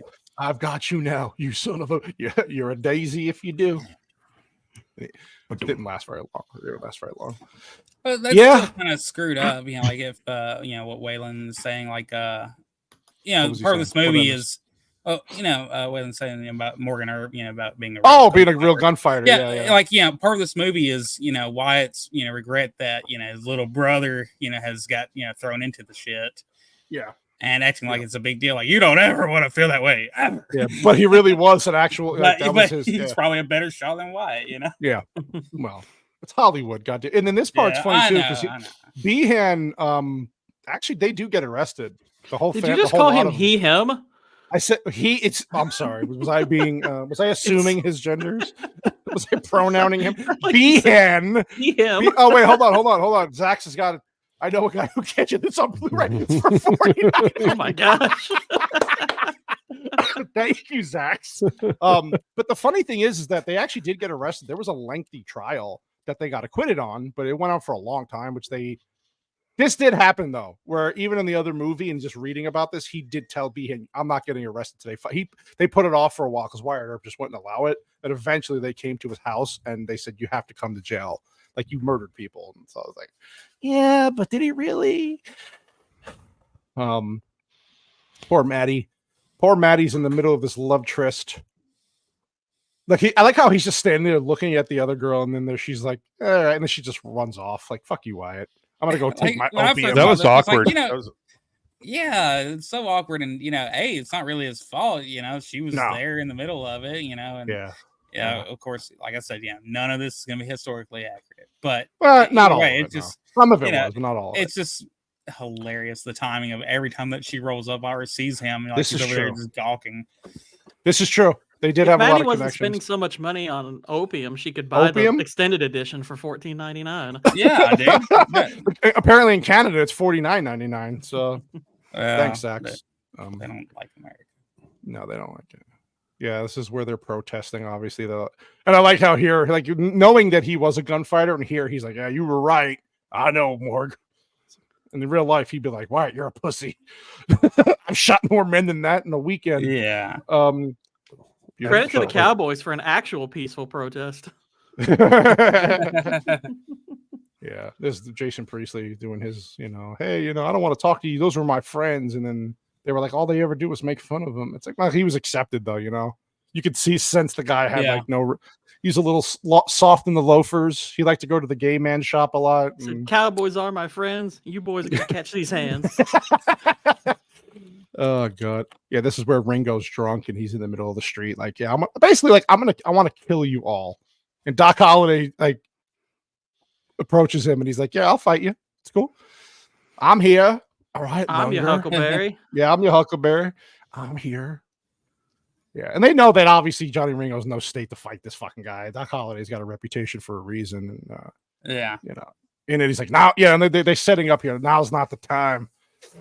So there's a lot of bad stuff's about to happen as we go forward here. So Behan knows things, right? Because he was friends with the Cowboys. He was associated with them, and he's basically telling. It's just funny though, like. If you're Behan, do you tell her knowing that she likes Wyatt Earp? Because she's going to go to Wyatt Earp and warn him, right? So I think the implication is that Behan's on their payroll. Right, but why tell her? Yeah. Why tell her anything then? Well, because he wants he wants the Earps to get shot, doesn't he? No, yeah, but like I think he thinks that the threat will keep her quiet because he's like, you'll be happy, basically to be on his side when this is all. Yeah, he knows. I don't think he expects her to put herself in danger. I mean, she's an actress. She's like, and he doesn't know her that well. He's trying to be the big man in town. Well, actually, if you're going to shack up with anyone, it's got to be me. I said, you'll be proud to know, Yeah. Well, actually, in the real life story, Behan and the actress were a thing for a long time. Yeah, I mean, in real life, but in this, she's just there to kind of, Yeah, I know what you mean. So in real life, she'd slept with like half the town, had she? Yeah, I was gonna say, fucking women. So this is where the bad guys come in. Oh, she's warning the women, and then they come and try to actually shoot up the women's house and all this shit. So they're starting to get real personal here, and I think they're eating Chinese noodles, which made me really hungry in this movie. Oh, it's the Oriental. Yeah, it's true. That's true. Yeah, you got the opium den just right next door. Yeah, and this is where Virgil left, and then he comes back, and they're like, "What's going on?" Then, so what do? Do they cut his arm or shoot him? They shot him, right? Because he comes back and he can't use his arm. So I'm assuming they shot. Because I think in the other movie they shot him a bunch of times in the one arm. They didn't want to kill him. They wanted to literally just either paralyze him, from what I remember, or like just really hurt him really bad. So I guess. Yeah, they don't really tell you what they do here. You just assume that they shot him in the arm or something, but he loses the use of his arm. So, yeah, his wife is pissed. He doesn't want to talk, Wyatt.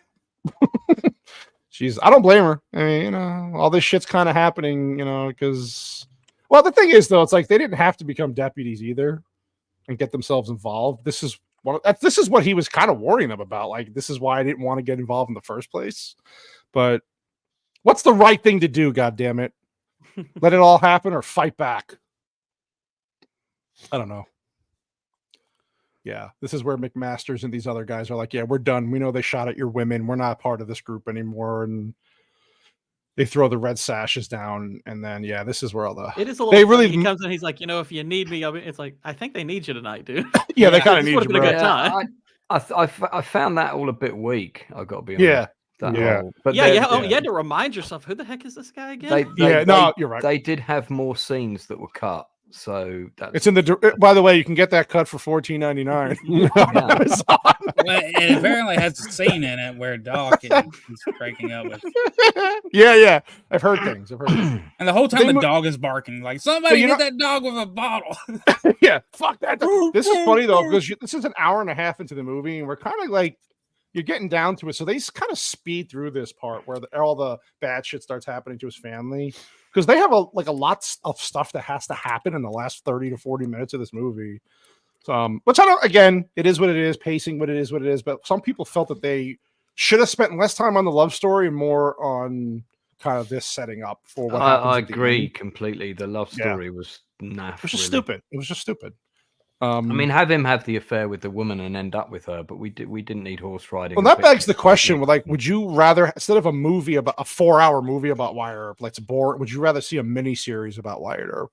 Would that be interesting? I was going to mention that, like an 8-part or 10-part mini series. Yeah. I think there was one. There has been one. Yeah, was it $14.99 on Amazon? Though? No, it was $9.99. But the director's cut is $7,500. Oh god! No, it was made in the. I think it was made in the. You remember that they made a Magnificent Seven TV series? Yeah, I remember that. And I think there was an attempt to do a Wyatt Earp one sometime before that. I don't remember that. And it ran for like half a season, and then it was cancelled. Right. So it's been shown almost nowhere. And then there's the female Wyatt Earp series as well. There's that one. Right. about the Right. daughter, whatever. Right. Yeah. So this is his brother Morgan dies, which is sad. And I like how there's whole play on things where he's like, I don't see any white light. It's like, you fuck. Thanks for ruining my hopes about the afterlife. Yeah, I can't see. Thanks, buddy. Nah. But yeah, another film where Bill Paxton gets killed. Yeah. Oh yeah, poor Bill. R.I.P. Bill Paxton. Yeah. This great actor. This scene is really good. You know, when he goes, well, bye. Yeah. And I like this. Like, even Doc Holliday can't not be a smartass, and he's like, yeah. Then she walked out of our lives forever. He's like, oh, just farted and it's hot outside. Know that, Wyatt. Why am I wearing this trench coat? That's not your brother's dead body. That's my gas. I got all these Blu-rays in this trench coat for $14 and I can't sell any. This is great though. Yeah. He's trying to play it off wire. He's like, yeah, well, we're done. You won. I'm leaving. And he's like, all right, bye. And then Ringo's a fucking bastard, man. Am I wrong for thinking? Okay, so Val Kilmer, like I said, I think he's the best thing about this movie. Kurt Russell's obviously right there. Powers Booth is right up there with him. Yes, he is one of the he's one of the most underappreciated elements to any movie he's in. He makes any movie watchable. 110%. He is excellent, and he's fantastic. Made Sudden Death watchable, for crying out loud. Bro, that's the only reason why I like that movie. Yeah. I mean, it's so good in Extreme Prejudice, which I'm going to be doing movie. Thing on my channel. And he's a good voice actor. Phenomenal in Deadwood. Oh, he's yes, good in that. Yeah, he's just a great actor, man. But they want Ike to finish it. Now, this is the one part where Ike does. I mean, again, just kill the guy, man. Like. So he's like, yeah, they're going to a train station to leave, and so they're putting Virgil on the train. I don't know where they were sending him, but he was leaving to get him out. And I love this. I wish I could play it. And he's like, hey, where's Wyatt? And then just boom, he shoots the. They sent him out because there was a bounty on them, right? Oh yeah. So they were just trying to get him away to protect them. Yeah, I don't know where they were going though necessarily, but yeah. But I love this, man. And he gets Ike on the ground. That's the sequel. For $15.99 you can get but I like how he cuts him in the mouth with the fucking spur. Oh god, that's gotta hurt so bad. But he's officially a U.S. Marshal now, so he's like he's got a legal means to kill again, and I love it. He's like, you see that? Oh god, his eyes in this scene, like his acting is so intense. It's really good. I see his sash. I kill the man wearing it. Oh god, it's so good. Yeah, it's a good line. So good. And they're like, oh, I love it. And this is the best, one of the best lines. It's just like and it's that whole play on the beginning, right, where Ringo was talking about Revelation, Gord, Revelation, and how I love this scene, man. It's just having, just knowing how pissed off he is at this point. They push the limits. They killed his family. They hurt his brother. Like, at that point, you're just done trying to be the good civilian. You're just like, I want fucking revenge now. You're all gonna die. And I love how he's playing off it, and you can feel the emotion through the scene. I love it. It's intimidating. And then it's the score right after this. And look at that. Look at the shot. That's like there's 5 of them, but the Horsemen of the Apocalypse. Apocalypse. Yeah. And he's just straight. He's just murder. Now, again, this is historically accurate. People, I don't think so. I mean, people say this never really happened, but again, for movie context purposes, to make an action, this is where the difference between this. That's a funny scene. Oh yeah, when he's yeah. He must be engaged when they're filming that. And they just don't give a shit, man. They're hanging people. They're just. And now this scene, where they go to the creek and they're kind of surrounded. Now, I have a buddy of mine who loved this movie until this scene. He says this scene ruined the movie for him when he goes into the river and he doesn't get shot. It's kind of silly. It is. It's a little like. But the weird thing is, this really happened, though. I know, that's the crazy part. It's documented. Is actually historically accurate that he went. That's what I was wondering. I've heard some people say it was. It is. Some people say it's true. So, yeah.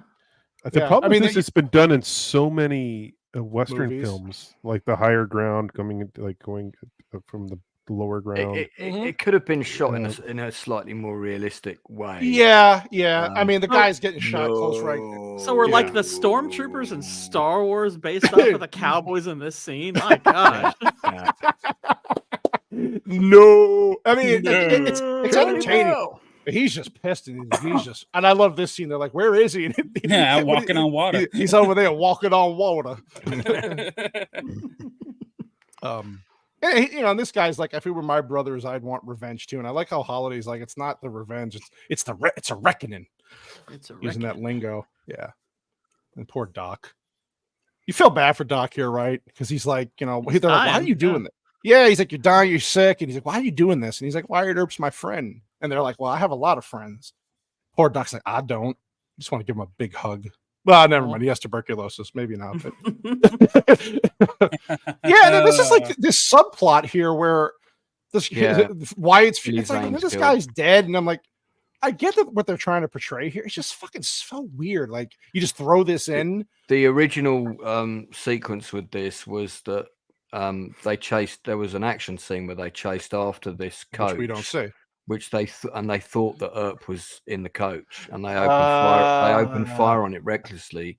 And Billy Zane's character has a go at them for putting the lady in danger, and Ike just pulls out the gun and kills him, like Ike does. So he was like defending her honor, and that line comes up later. You killed him because he was being a gentleman. So that's in the $14.99 director's cut you can get on Amazon. That's in the $2,000 director's. Oh wow, that's a special.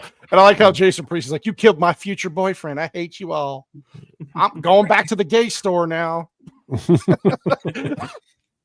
Yeah, and then Ringo's like, so yeah, and it's like the funny thing is though is that they left her out of the story now for a while, right? And then they have to bring her back in real quick to show what happens, and then she's out of the story again, and then she comes back in the cheesiest, stupidest way later. Oh God, dude! I mean, this script went through constant rewrites during filming, so yeah, they're just really trying to stitch it together and make it work. Poor Doc, yeah. With her. They get Charlton Heston. He took one for the team though, because everybody probably needed to rest and take a dump. And Doc was the one who just said, "Fuck it, I'll fall. Fuck this! I'm gonna pretend I'm dying, so we can all shit in this in a back outhouse in this guy's house." Maybe I wasn't as sick as I pretended to be. And I love how the initial movie was like, "Oh, Charlton Heston's in this," and he's in it for literally 1 minute. Well, these scenes with Heston were the very first days of filming, and all of this stuff is the only full dialogue scene of Kevin Jar's that remains in the film. And then they got to bring back the love story. It's like, that he directed. Yeah. She just happens to stop there because it's on the way, and so fucking. I can't do it with this shit. You take these scenes out of the movie, and the movie's so much better. It's just damn it, man. It would have been great if Wyatt had just come out of that farm and gone, "Nah, I'm bored of you now." Shot her. Yeah, I'm done. I'm gonna treat you like I did Maddie, like a whore. Nah, it's I get it, but nice shot though here. I like the sunset. In the back yeah, some lovely. There are some beautiful shots. You're right. Shots, yeah. And then and this is what Gord was playing on. So this guy McMasters, who earlier in the movie says he's not going to be in the gang anymore, and then he just disappears, and you see him briefly again in a fight. And then they bring him down here because the Cowboys caught him and dragged him and killed him. And dude, how many times did you watch this and go, "Who the fuck was that again?" Yeah. Well, because I watched the extended version that you can get for $14.99 on Blu-ray. You actually see McMuffin, McMasterson. You can see McMuffin go up there and talk to them, and he's like, "Hey, y'all are gay," and they said, "You're gayer." Oh, you're gayer than I am, boy. Next thing you know, they're dragging. Well, let's have a fight at the gay store and see who's the gayest.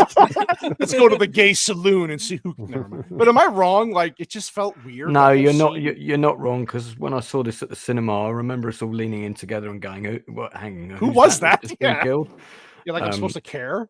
But there is an extra scene with him, God, and here also we go, this fucking Blu-ray again. And in the original script, you saw him getting killed as well, which is not in the $14.99. No, it isn't. It isn't. Just wait until this joke infiltrates the next show, completely unrelated to the movie. Oh yeah. So we got. It's never gonna end now. Once we get it going on this show, it never dies. But yeah, this is where. So the whole thing with McMasters was to get Wyatt's attention, and Ringo's like, meet him at some fucking tree by an oak on the I don't know, whatever. And he's like, even though I've got 400 deputies that that I've never even seen riding in a shot. I'm going to meet you 1-to-1. Yeah. And then here he's telling Doc, like, hey, you know, I finally know what I want in my life. After all this hustling and moving around, I know who I want to be with. I know what I want. Discount. It's the, yeah. Oh, $13.85. Yeah, think of the savings. You know, I do like here where, you know, he's kind of pouring his heart out to Doc, and he's like, hey, what makes Ringo do these things? You know, and he's telling him he's just evil. Like, some people are just born that way, and it's the way it is.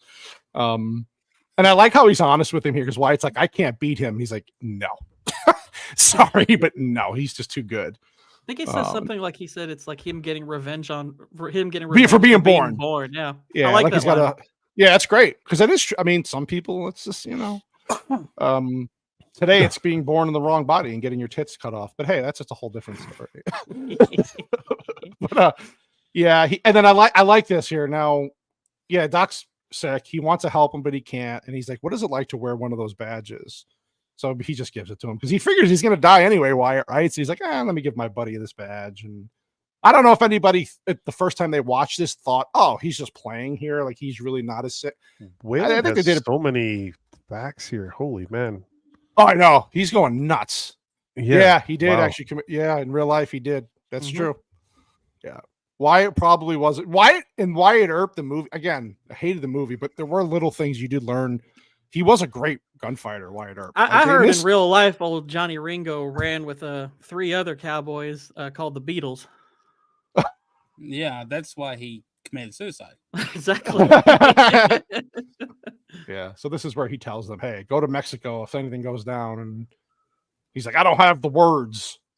He doesn't speak Spanish, was what that meant. But yeah, I think this is the best shot of the movie. Where he's beautiful when he comes through the shadow. That's beautifully so cool. shot. I played this earlier. Let's do this again. I'm your huckleberry. See, perfect.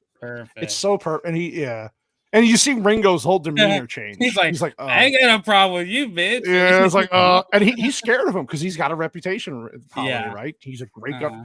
And then I like this whole thing. They're just staring. Yeah, play for blood. Remember? I was just kidding. Fooling about. You fool. I wasn't. Yeah. All right, Lunger. Meet you at the gay store. Say when. I'll meet you at the rear of the gay store. Yeah. For $14.99, I can get you this DVD. What's so sad is, as cool as this whole buildup is, the actual gunshot looks. It's so bad looking. It's bad. Yeah, it's a bit. It's a bit bad. fake.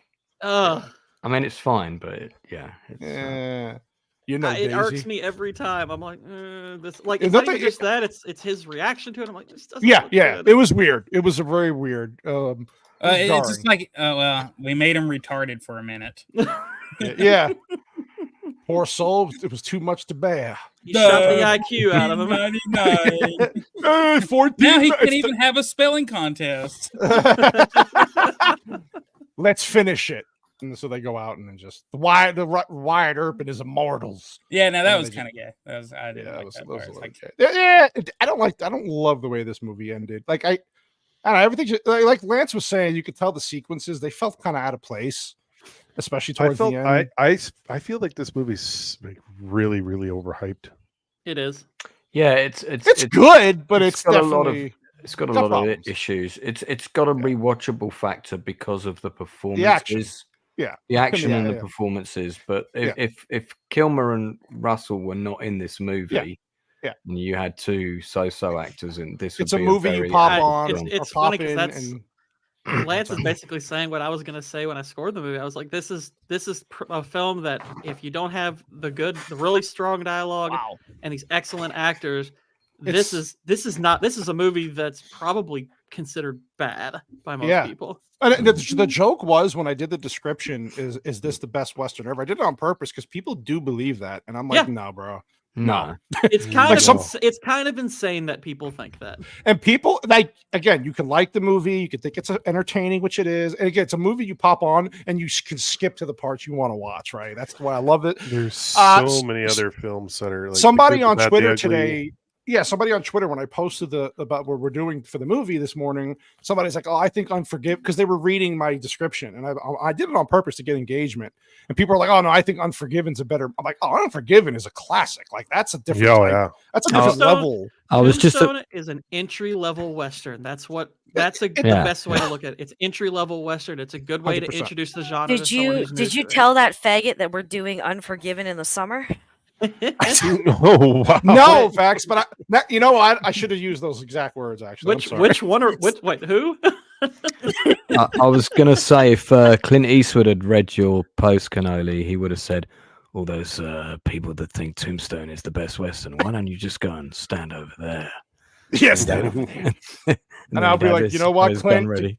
I'll be like, Clint, for the full context, it's $13.85 on Amazon, and you get the full version of the movie.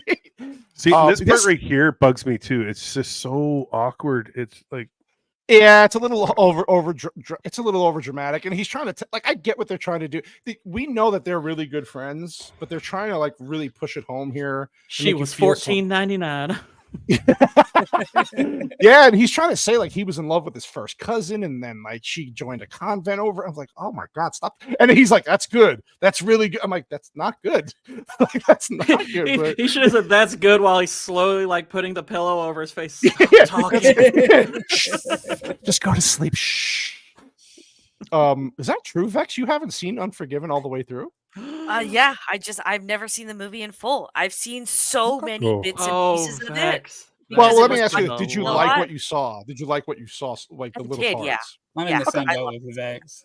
It's a good movie because it was always on TV, and then my dad would be watching it in the background. So like I got the context of it, but like I just never watched it in full. Well, Gooch says this movie is the best movie ever. So I'm actually really tempted to rewatch Coyote Ugly. Oh, I want to watch it. Sassy liked that movie. Yeah, I remember not liking it originally. Oh, so. well, I'm more tempted to like write a script and make Wile E. Coyote ugly. Oh, we should adapt Coyote Ugly for the modern era. How about that, guys? Oh God, a bunch of trannies dancing on a fucking bar. I'd pay money to see Michael Cera dance on a bar. That'd be cool. Oh, I'd pay with Dylan Mulvaney. Yeah, he just basically tells Wyatt here, get the fuck out of here, go find that actress and plow her. If Dylan's in the movie, I'm leaving over creative differences. By the way, I absolutely hate the way this movie ends. It is the cheesiest fucking stupid ending.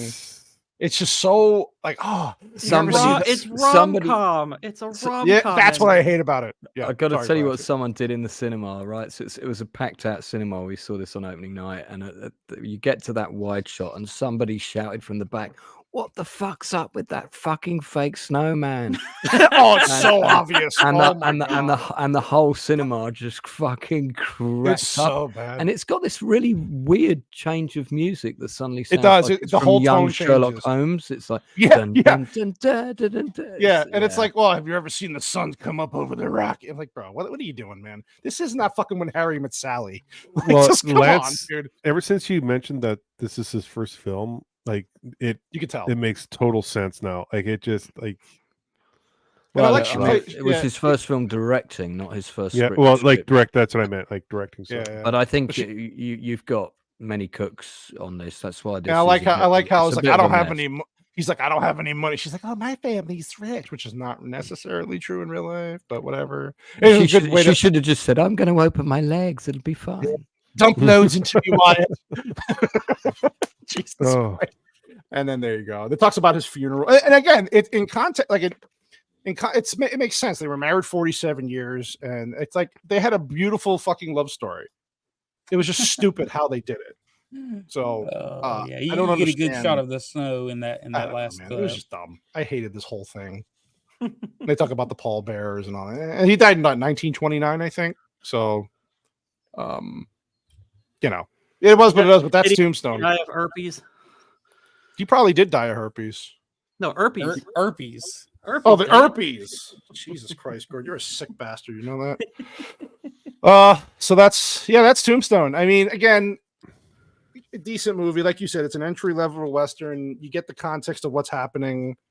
A fun movie to watch. I wouldn't say it's a great movie. I'd probably, like you said, just an average Western. People do think this is one of the best Westerns ever made. I don't know what the fuck they're smoking. They're probably in the gay shop smoking opium. But there you go. So this is Vex. Do you have trivia for this? Yeah, I do have trivia. Sorry, let me. Okay, all right. Wait. You have to do it in a Mexican act. I'm just kidding. Christopher Walken. What are you doing? You're ruining my movie. Hey, señor. So this movie only had like an official domestic release in the U.S. It racked in $56.5 million on a budget of $25 million. Wow. Yeah. Came out December 26, 1993, and it debuted at number 3. You won't believe what was in cinemas when this movie came out. Oh God, what? Yeah, so it came out the same day as Grumpy Old Men, Batman, Mask of the Phantasm, Close the Wardrobe, Philadelphia, and Far Away So Close. I don't know what the last one is. All of those came out the same day, and already in theaters. Here's an idea of what was already playing, okay? Yeah, go ahead. Mrs. Doubtfire. Nice. Wayne's World 2. Sister Act 2. Schindler's List. 3 Musketeers, Jurassic Park, and What's Eating Gilbert Grape. Yeah, well, I remember that I saw this the week after Jurassic Park, and we saw them 1 week after the other. I remember that in the same screen. Yeah, there's a lot more that was in cinema the week this came out, but it's insane. Yeah, I mean, look at what's out now. That's all really good. June 2 and yeah. June 2. Is June 2 really that good though? No, I liked it. It's entertaining. I liked it. It's a good film. I don't know that it's a great film. It's okay. Yeah, it's entertaining. I think it's better than the first. It's a great simple film. It's a great simple film. The end battle was too short. I needed to see more Sardaukar getting killed and chopped up. Agreed. Yeah, but this isn't a Dune stream. This is a Tombstone stream. Was The Fugitive still in theaters at that time? Because I know that came out August of '93. No, it wasn't listed in the on top 25. Yeah, I wasn't sure how long it stayed in theaters because movies stayed out longer back then. That's true. That's true.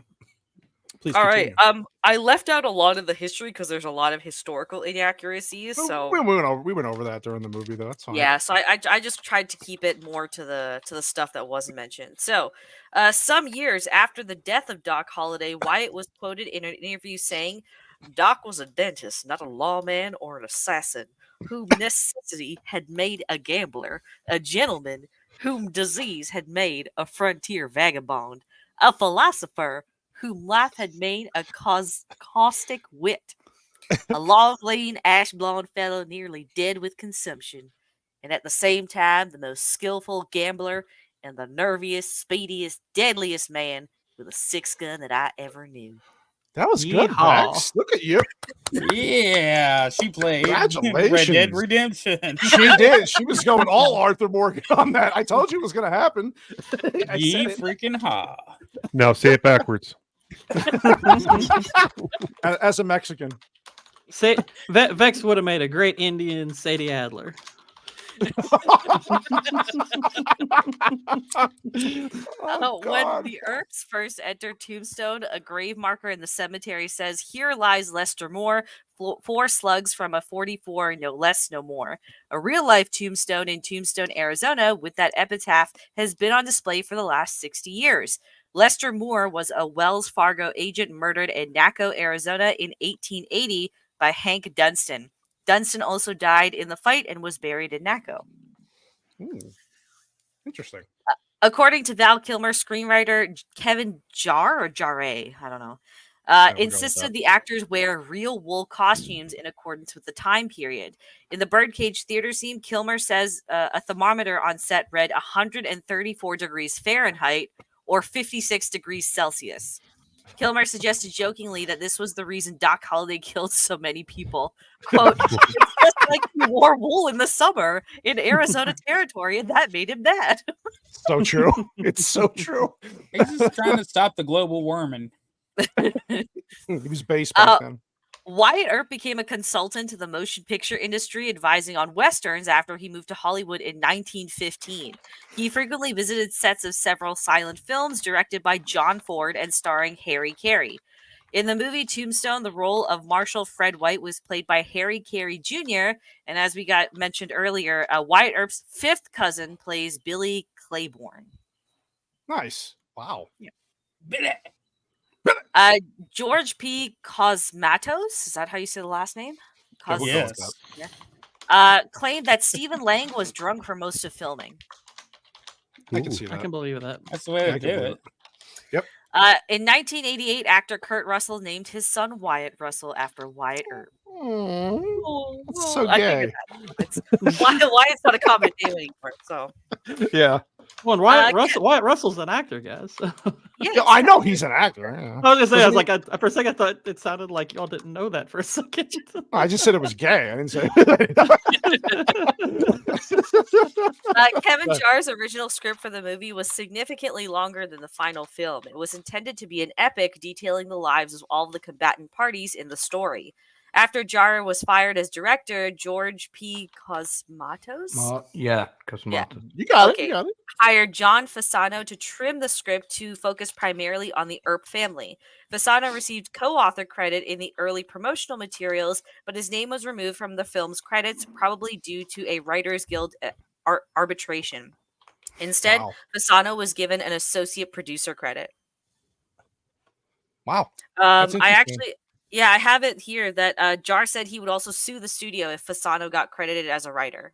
Yeah, no, that did happen. Wow. That happened. It became a whole thing, and so his name was taken off.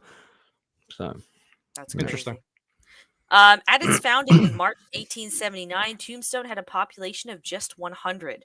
2 years later, in 81, the population was more than 7,000, excluding the Chinese, Mexicans, women, and children. And the actors slipped them all. As it should be. No, I'm just kidding. The director listed the following films as influences: 1948's Red River, 1952's High Noon, 1946's My Darling Clementine, 1960's Magnificent Seven, 1969's The Wild Bunch, and 1959's Rio Bravo. He also knew Sergio Leone personally, a friend of his in Italy whom he called, quote, a lovely man.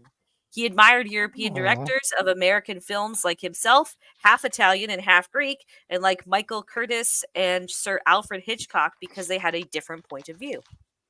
Interesting. Hold on, I read that one already. Okay. Michael Bain? I don't know. Michael Bain. Michael Bean. Okay, stated on on the podcast Inside of You with Michael Rosenbaum in 2018 that he barely said 5 words to the director on set. The reason for this animosity was, according to Bean, Cosmatos treating extras and the people he saw as beneath him with utter contempt while also sucking up to anyone above him. Wow. Very Cosmatos. People in the YouTube community that I know. Oh my gosh. I wonder. Excuse me. Shots fired. I love it. Yeah, I know a few people like that myself. We all do. He was like that, I can tell you. He was a very disliked man on all of his sets. The score contains strong echoes of Max Steiner's music for 1956's The Searchers, with variations on the Indian Traders theme used midway through the movie. Okay. And in an interview in the late 1990s, John Carpenter claimed that he almost directed this film. Wow, really? That would have been interesting. Yeah. He got a call to come in and take over, and he nearly said yes, but then he decided not to. Him and Kurt Russell obviously get along real well. Because they needed a director, and Kurt Russell gave him a ring. That's what happened. Interesting. I have a lot of casting trivia for this. Oh, I love casting trivia. Please. All right. Robert Mitchum was signed on to star as Old Man Clanton. Prior to principal photography, he fell from his horse and injured his back, forcing him to quit the part. Instead, Mitchum provides the narration at the beginning and end of the film. Yeah. Interesting. Yeah, that I think it would have been too much with Robert Mitchum in that movie. A little over the top, yeah. Well, Yeah. it would have been written out probably anyway. Yeah, And he Mm. whipped. But you know what? For $14.99, you could have saw all his extra scenes. Including where he broke his back. Exactly. They would have left that in for sure, yeah. Willem Dafoe was the original choice to play Doc Holliday, but Buena Vista, the distributor, refused to distribute the film if he was cast due to his controversial role in The Last Temptation of Christ back in 1988. Yeah. A couple other actors that were either considered or auditioned for the role included Michael Douglas, which I think we mentioned, Jeremy Irons. No. Wow, Jeremy Nah. Irons, Western. No. Wow. No. Wow. And William Baldwin. Oh God. No. Oh no. What in the hell is that sound? I don't know. Someone's shooting something in a game. That's video game noises. God damn it, Gord. Nope, not me. No? I think you might be hearing the two foxes fighting outside my house. Oh, okay. We are. Yeah. Wait a minute. Wait. When you say two foxes, do you mean the animal or is it a couple of ladies? If you go quiet for a second, just go quiet for. Can you hear him? Oh yeah. Is that what that noise is? Yep. No, we Yeah. can hear him, dude. That's Yeah, they're wow. they're What fighting. does the fox say? Clear as You're day. bringing that Western ambience here. Yeah, Right. that's all Hold on, included in maybe the Lance Now package. outside my window, and I can add to the ambiance. Okay. Oh God. Here we go. Cats and foxes. Gooch, let rip with that wind you've been holding in as well, just so we can mix it up a bit. All right. Longtime veteran Western actor Glenn Ford was originally signed on as Marshall White. However, poor health forced him to withdraw. The role went to Harry Carey Jr. Yeah, that's all. Man, I Interesting. mentioned earlier. Mickey Rourke turned down the role of Johnny Ringo. Oh, thank God. Yeah. No. No. I mean, he became a better actor later. Oh, in he life, did, but Yeah. back then, yeah. No, I could you forget he was really good in Diner, and he was like he. No, he the wasn't actor, so- bad, but Yeah, I've never because seen he didn't Diner. have all the surgery done yet, so he might have been able. Like I could see him doing it. I actually, Interesting. I could see that role for him. interesting. Mhm. Sam Elliott was considered too old to play Virgil Earp.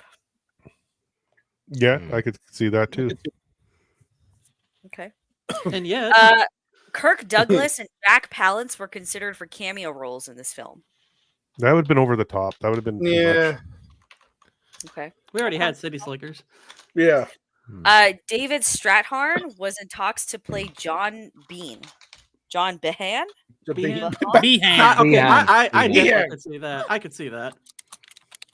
I Okay. could see that. According to Jar, Richard Gere wanted to play the role of Wyatt Earp. No, No. But then, No. but then he met a gerbil, and yeah, he's too short.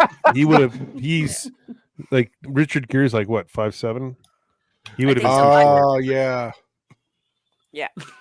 Now there were some other actors that were in like interested either in that role or just in general in starring with this. All right. Michael Madsen. Yes. yep. He would have. Yeah, He would he have. was good. He would have been fine. Yeah. Okay. Wait, Michael Madsen, I think, was in Wyatt Earp though. Sorry, go ahead. I'm not- I remember him being in that movie. Go ahead. Actually, I think you're right. He was. I He think He was. Yeah, He was one of the brothers. Yeah. Okay. Dennis Leary.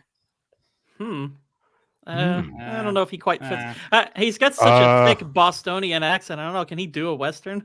Right. Yeah, I could see him doing it. I could see him in there. He could play. He'd play a good Johnny Ringo. I I mean, reckon. I haven't seen him Yeah. in a lot of movies. I've never heard anything other than him using his own voice. Fair. Okay. Johnny Depp. No. Good. I don't know actor, for what role. A little but- young at that time. Yeah, I don't think so. Okay. Brendan Fraser. No. Oh, yeah. No. Johnny Depp could have played Jason Priestley's role, maybe. Okay. Yeah. And, Good call, good call. and Brendan Fraser could have played the saloon. Took a while for the penny to drop on that one. All right. Gabriel Anwar. Oh yeah. No, she would have been. She would have been good as the actress. She would have been better than. Yeah. She would have been better. I'm blanking way on better. who that is. Way better. That's the love interest that. No, the actress. I mean, I'm blanking on who she is. No, she is the love interest in the film Center, the woman, where the young lad has a dance with her in the hotel restaurant area. I haven't seen that either. Yeah. You've not seen Scent of a Woman? I haven't. I I'm don't believe aware. it. I'm aware of the Scent of a Woman, but I've never. You know what, Gord? Get out of my house. Get out. I'm just kidding. I definitely don't believe that not the actor Michael Cera wouldn't have watched Scent of a Woman. It's good. Anything Pacino's Pacino I've watched. Yeah. That's got to be a All right. Brad Pitt. No, because he did Legends of the Fall, and then it would have been. I think he would have been too much. And I think he would have been typecasted at that point. Okay. Interesting. And last is Timothy Hutton. No. Okay. And then my last piece of trivia for the evening. So Kevin Jarre wanted Liam Neeson for the role of Wyatt Earp, David Bowie for the role of Doc Holliday, considered Timothy Hutton for the role of Sheriff, and Tommy Lee Jones for the role of Curly Bill Brocious. Tommy Lee Jones, that would have been great, actually. Yeah. I mean, I'm glad it's Powers Booth, but Tommy Lee Jones definitely could have played that. Warwick Davis to replace Billy Zane. David Bowie, like that would have been freaking wild. We would have seen his balls so hardcore, though. Right off that Dune fame, you know. Dance, magic, dance. I'm actually blown at how many movies like Bowie was considered for, like during the 80s and 90s. It's quite surprising. Him and Mick Jagger. At least he him got and Mick Jagger were in a lot of movies. Oh yeah. He's not a good actor, though. That's why. Like, it's clearly just for the fanfare, but it's still surprising. Yeah. I am glad that Tommy Lee Jones, though, said no and did The Fugitive instead, because he's phenomenal in that. Legendary for that. He won the Oscar, obviously, for it. So What do you mean, Vex, that he's not a good actor? What are you talking about? You heard me. David He wears those little shorts well, but that's about it. Wow. He's great in The Prestige. Oh shit, he was in The Prestige. I forgot about that. He's Tesla. He's Tesla. And all he has to do is be old and British. There's nothing groundbreaking. I mean, Lance could do that in his sleep. I am old and British, so I literally can. Or well, those things. You're a natural, dude. He lives it every day. You guys, Michael Cera taught me everything I know about. He was good in Under Siege. I want you to wake up tomorrow and know that you are better than David. Well, David Bowie was in Under Siege. No, Tommy Lee Jones. Tommy Lee Jones. Oh, no, Seagal. Oh God, you're all nuts. The acting would have been about the same level, though. I actually need to do an Under Siege. You stream. do. You do. Yeah, I'm gonna do an Under Siege stream. That's definitely gonna happen. Yeah, because the actress that came out of the cake there, what's her name? She was dating Charles in Charge. What's his name there? Oh, Scott Baio. Scott Baio, and then she dumped him to go to Charlie Sheen. Wow. At that time. Yeah. Erica Oleniak is her name? Yeah. She dumped Scott Baio to go and have a threesome with Charlie Sheen. That's nice. Yeah. Nice. Had a girl. That was the way he was that all? Was that all the trivia, or did you have more? No, that's it. Oh, okay. Just want to make sure. That was interesting. That was a lot of trivia. That was interesting though. I love the casting stuff because it's just you always can just try to picture who else can be in these roles, and you're like, no, they didn't. For the most part, they get it right. They got it right in this movie with everyone, so I think we're good. All right, so let's go around the horn and talk about what we thought. Gooch, man, since you love this movie so much and you have it for $14.99 on Amazon, tell us what you thought, buddy. Final thoughts and our rating, sir. I would give it 6.5 Blu-ray discs for $14 on Amazon. I just felt this movie was kind of, I don't know, it was kind of like just put together. Like it was just kind of like putting scenes here. It was kind of all over the place for me. A lot of really awkward moments. Besides some of the like highlighted dialogue and some of the good acting parts, I don't know. I just have a hard time with this movie. I didn't like I said I didn't care for it halfway through. Yeah, about 6.5 out of 10. Okay. Fair enough. Pumpkin Master, since you hit your 1K and you're such a big man on YouTube now, give us your high-end thoughts on this movie. I like this, and this is a case where I do really like the movie. It is highly rewatchable, and it has really good dialogue, and it has really good performances, good characters, but it's extremely messy and probably the most overrated Western on the market for $14.99. I would probably give this. I would give this like a non-objective score of something like a 7 out of 10. But it's if I were to be a little bit more objective, it'd be something more like a 5. Okay, I can see that. I wouldn't disagree with that at all. Lance, my man, give us some of your thoughts on this movie as a writer too. Like it's like, how do you called out a lot of the same shit I did, but like as a writer on this, what would you give this as far as a rating and your thoughts on the script and all that? Is he fighting foxes? Did he go kill the foxes? He said he'd be right back. Oh, my bad. Okay, well, never mind. We'll go back to him. All right, Vex, I guess. What were your thoughts on Tombstone after rewatching it? I struggled through this rewatch, even though I remember liking this film. I don't know what it was. My brain was like having a womantism or something, and I just could not focus on this movie yesterday. I understand. So going off of my memory, I also love I do love the sets and the costume design in this film. Yeah. I think this is probably one of the best I've seen in Western film, especially given this is in the 90s. So I do quite appreciate that. So based on memory and all that and pretty stellar cast, I'm going to give this 7.5 woodsman and gay stores out of 10. I'm never gonna lose. God, that is fucking glorious.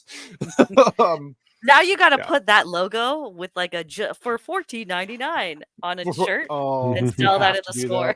Yeah, MMM. This is the stuff you get with MMM. That's awesome. White Bear with Beetlejuice in your background there. What?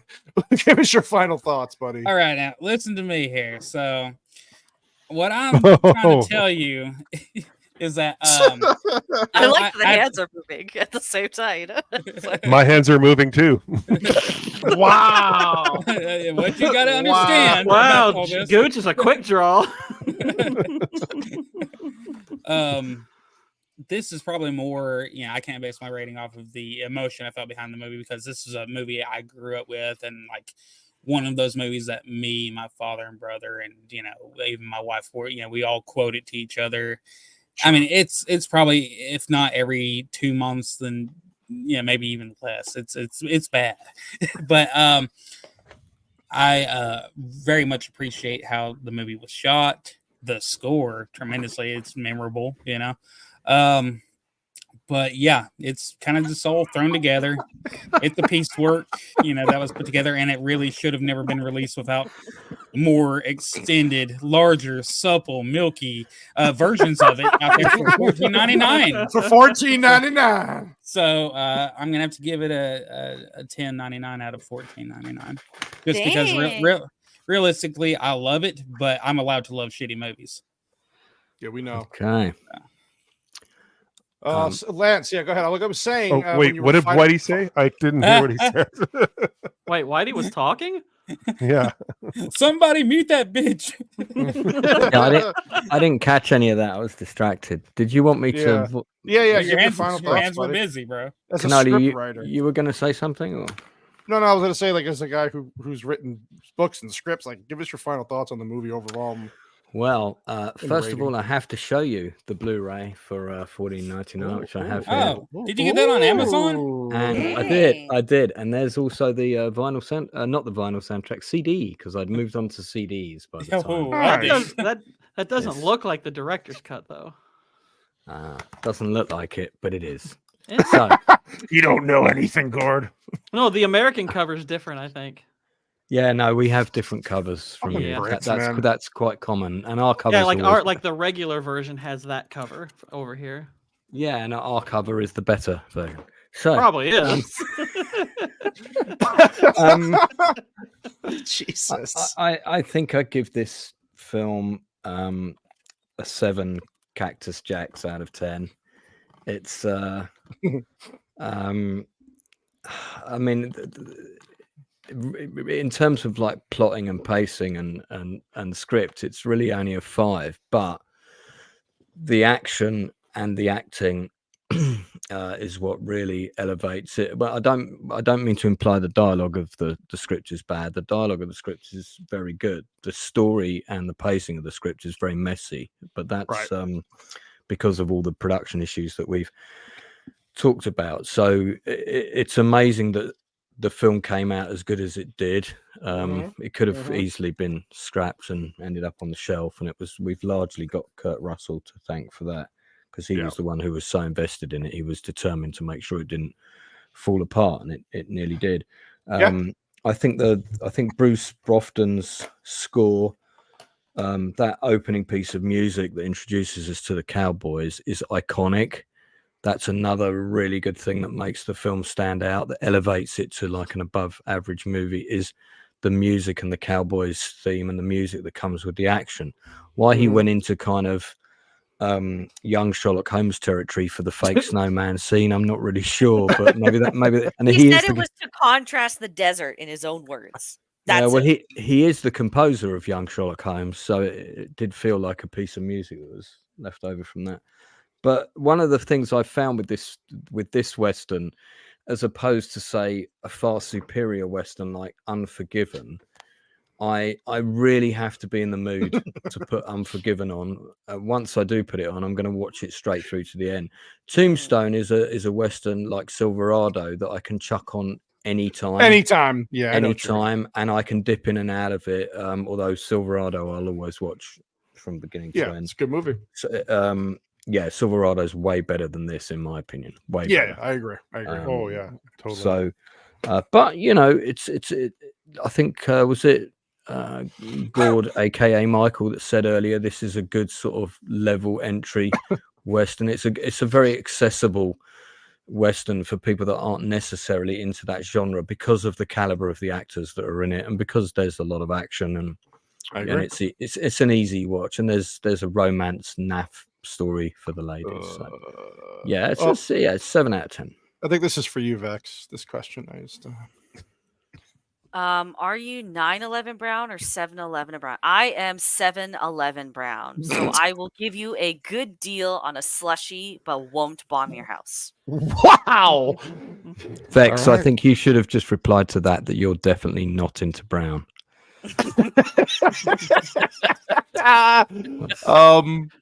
Hello, what can brown do for you? Yes, thank you. Come again. That wasn't where I was going with that, but anyway. Well, that's where they go. You just took it into a completely different direction. You'll have to explain that one then to behind the scenes. Hold on. Oh God. I'll wait till we come off air and. So. And it was nothing to do with the YouTube channel either, in case anyone's thinking that's where I was. Anyway. Final thoughts. I'm going to buy the $14.99 Blu-ray of this very, very soon. Hey, what's up, Fermented Cinema from Japan? Thank you for joining, buddy. Appreciate you. Hey, you made it! Yay. Yeah, I think it's pretty much the same sentiment as you guys. I think it's got. When I put it on, it's the first time I've actually rewatched it all the way through just for the show. But it's a movie I just passed through. I just go right to certain scenes. Now I'm going to go to the gay store scene constantly, just pause it. But it's a scene I just skip through. I get to the parts I want to watch, and it's over. So I would say I'd give it as high as a 6 out of 10. I think it's entertaining enough. The action, for the most part, is good. The love story completely just drops my score, though. It just ruins the whole tone of the movie. kind of like what Gooch was saying too. You could tell there was a lot of issues with the production, and this editing is a little weird at parts. But Val Kilmer and Russell, like you said, the cast does enough. But saying this is the best Western for people, like, listen, you can like the movie. Don't be like BA though. This shit is like not on some super. Come on, let's be realistic here. You can enjoy it. Don't tell me it's the best Western ever. You just don't understand. If you say it's the best Western, it's because you've seen one Western. That's what I mean. Like, you got to really, you know, basic bitch Western kind of. Yeah, yeah. So, yeah, it's basically it. So great information from you guys. We did get a little bit of a history lesson into the backstory of Wyatt Earp and how they left a lot out, and he kind of was a piece of shit in real life. But hey, whatever. That's movie making for you. So let's go around the horn. Let's see what everybody's got coming up. Goochmaster, since you're right next to me and I can just feel you. What do you have? What do you have coming up, young man? And can I call my 3 in the morning veto after that? If that's all right. Of course. No, you go first, Lance. Yeah, if you want to go first, go ahead, Lance. I'm sorry. Go ahead there, brother. I don't mind being after the Gooch. He wants to go. Too late. Go first. Go first. So, this coming Saturday, got a special episode of Chew the Fat. You know, when we chew the fat and talk about it. On one of my favorite serious movies of all time, Cannoli, if you could share the image. Yeah, so we're doing. Great movie. Yeah. Oh, this is such a good movie. Oh, I love this movie. So, what time are you doing this weekend? Yeah, this is this Saturday at I think we're doing it at 9 o'clock UK time, which would be 9 p.m. Yeah, so 4 p.m. in the afternoon Saturday. If anyone wants on, let me know because yes, interesting. I think I might have to. Yeah, I'm down. Yep. The interesting story about this. At one point, I tried to buy the rights to stage this as a stage play because I actually think this script would work really well on stage. Sure. Yeah, I think you're right. Yeah. Yeah, I mean, there are obviously, there are some bits that would be difficult, like the curb. Yeah, you have scene, to bring in a whole sidewalk, bro. Well, a stage has got a very nice edge to it at the end. Yeah. I think it's a great film, and in terms of examining racist, hot take, racist stuff. This film would never get made today. No, not a chance. But it's brilliant. It's an iconic movie. Then, I mean, to go from that super serious, we've also got coming up on the 24th of this iconic film, of course, as well, The Thing, the musical. Now we've got several of the cast coming on, including the cast featured there. That's actor Richard Dreyfuss, who plays one of the scientists. Trying to keep a straight face when I'm saying this. We've got one of the producers. We got one of the producers coming on. We've also got songs from the musical we're going to be playing during the stream, including the Thing's iconic song "I Just Want to Be Your Friend." So it's going to be pretty good. Stop. And then I've got my usual weekly streams. Tuesday, the Nielsen ratings. I'm doing the final episode of Masters of the Air on Sunday. Which I'm so happy that show's been the biggest disappointment. Massive. It's terrible. We tore it apart on Sunday, and I don't like doing it because I want it to be good. I'm done with. I'm so happy it's ending. Thank God. It's me doing my best. Hey, I have that book. That is your book. I actually ordered your book yesterday, Lance. So it's a great read. It's great. It is a good. It's that's excellent. So kind. Excellent. I finally have a little bit of wiggle room in my finances. It is. It is excellent. Well, look, once you've bought it and ideally read it, please do a review on Amazon because I'm going to. They're so important, and put the review on .com and .co.uk. I'm going to say this is for $14.99. You could also buy the extended cut of the book. Actually, for less than $14.99, you can get the book, though. To be honest, the extended cut of the book is called 1988 through to 1989.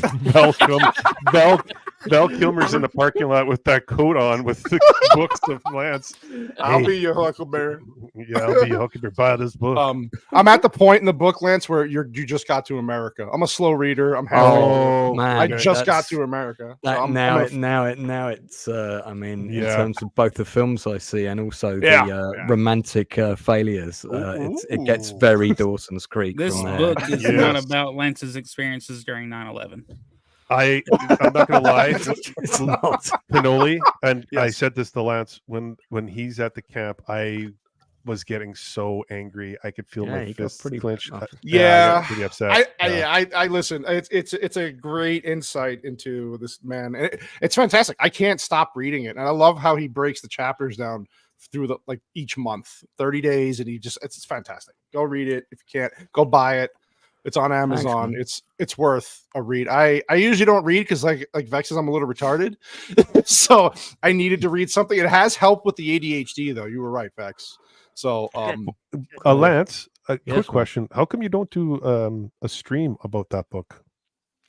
Because I would love to come on. I'd hop on. Oh, I'd love to hop on. Well, when Vex has read it as well, why don't we do one? And absolutely, I'd be happy to. Yep.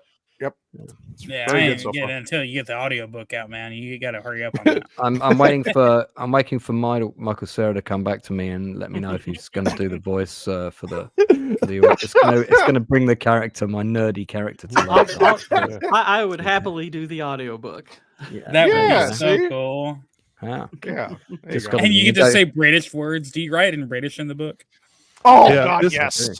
He could sit there and go, and revelation, not revelations. Revelation. I was chuffed all to bits. I was playing Percy at the porcelain. What film are you guys doing next week?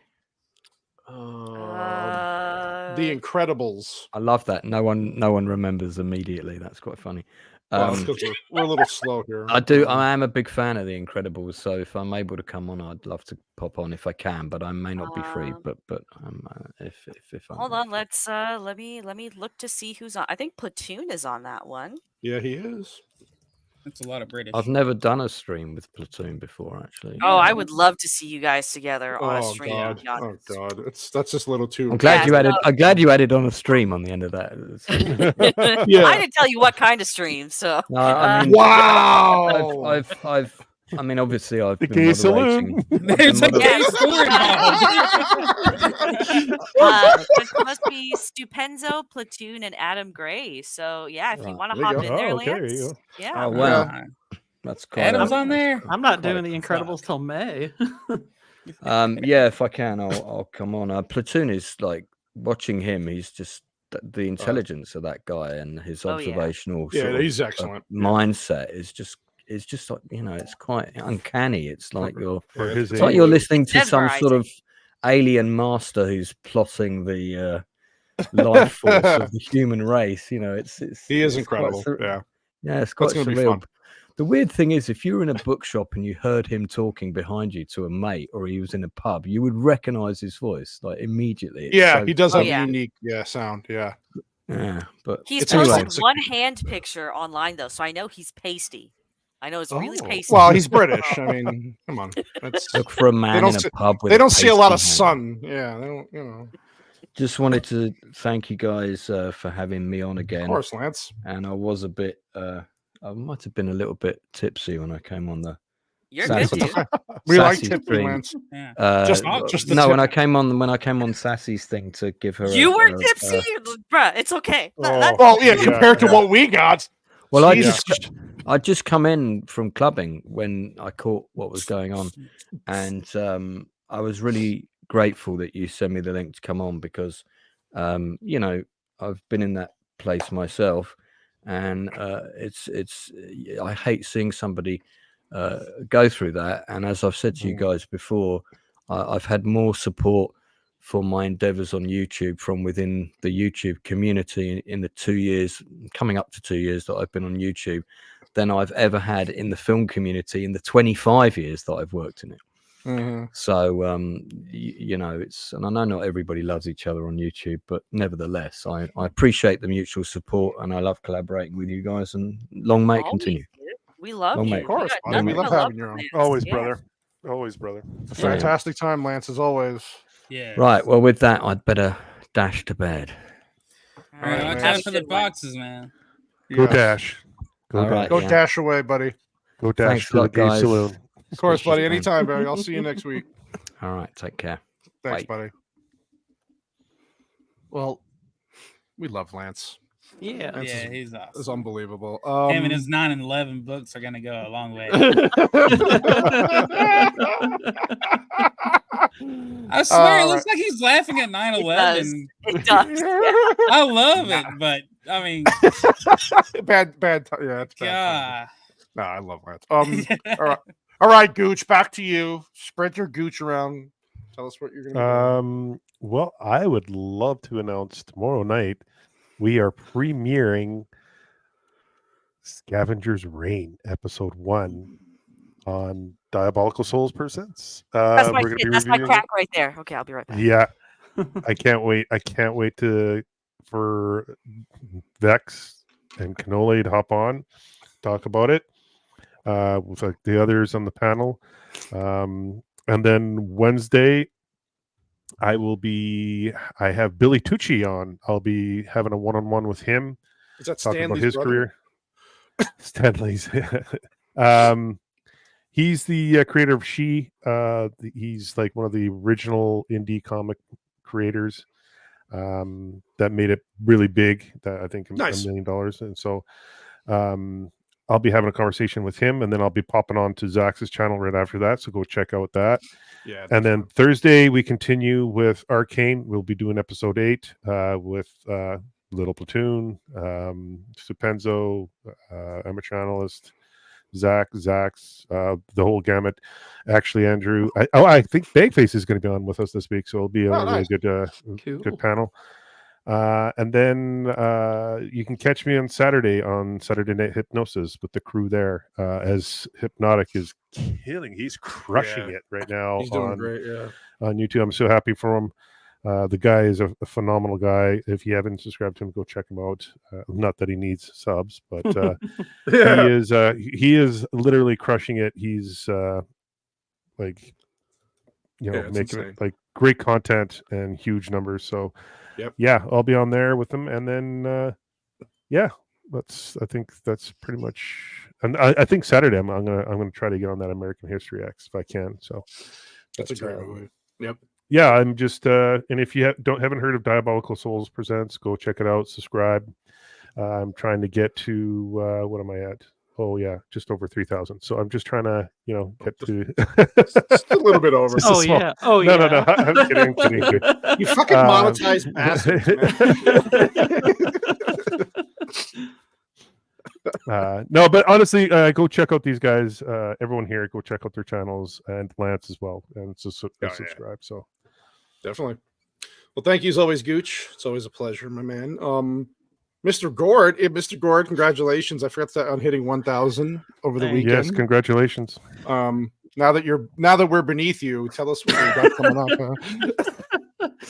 Well, normally, obviously, I would have King's Court tomorrow, but I have something work related that I have to attend to tomorrow, so I won't be doing that show. I probably will do like a gaming stream or something tomorrow, and I guess I'll sort of make that the pseudo 1K sub celebration thing, because a more formal one, I wouldn't know what the heck to talk about.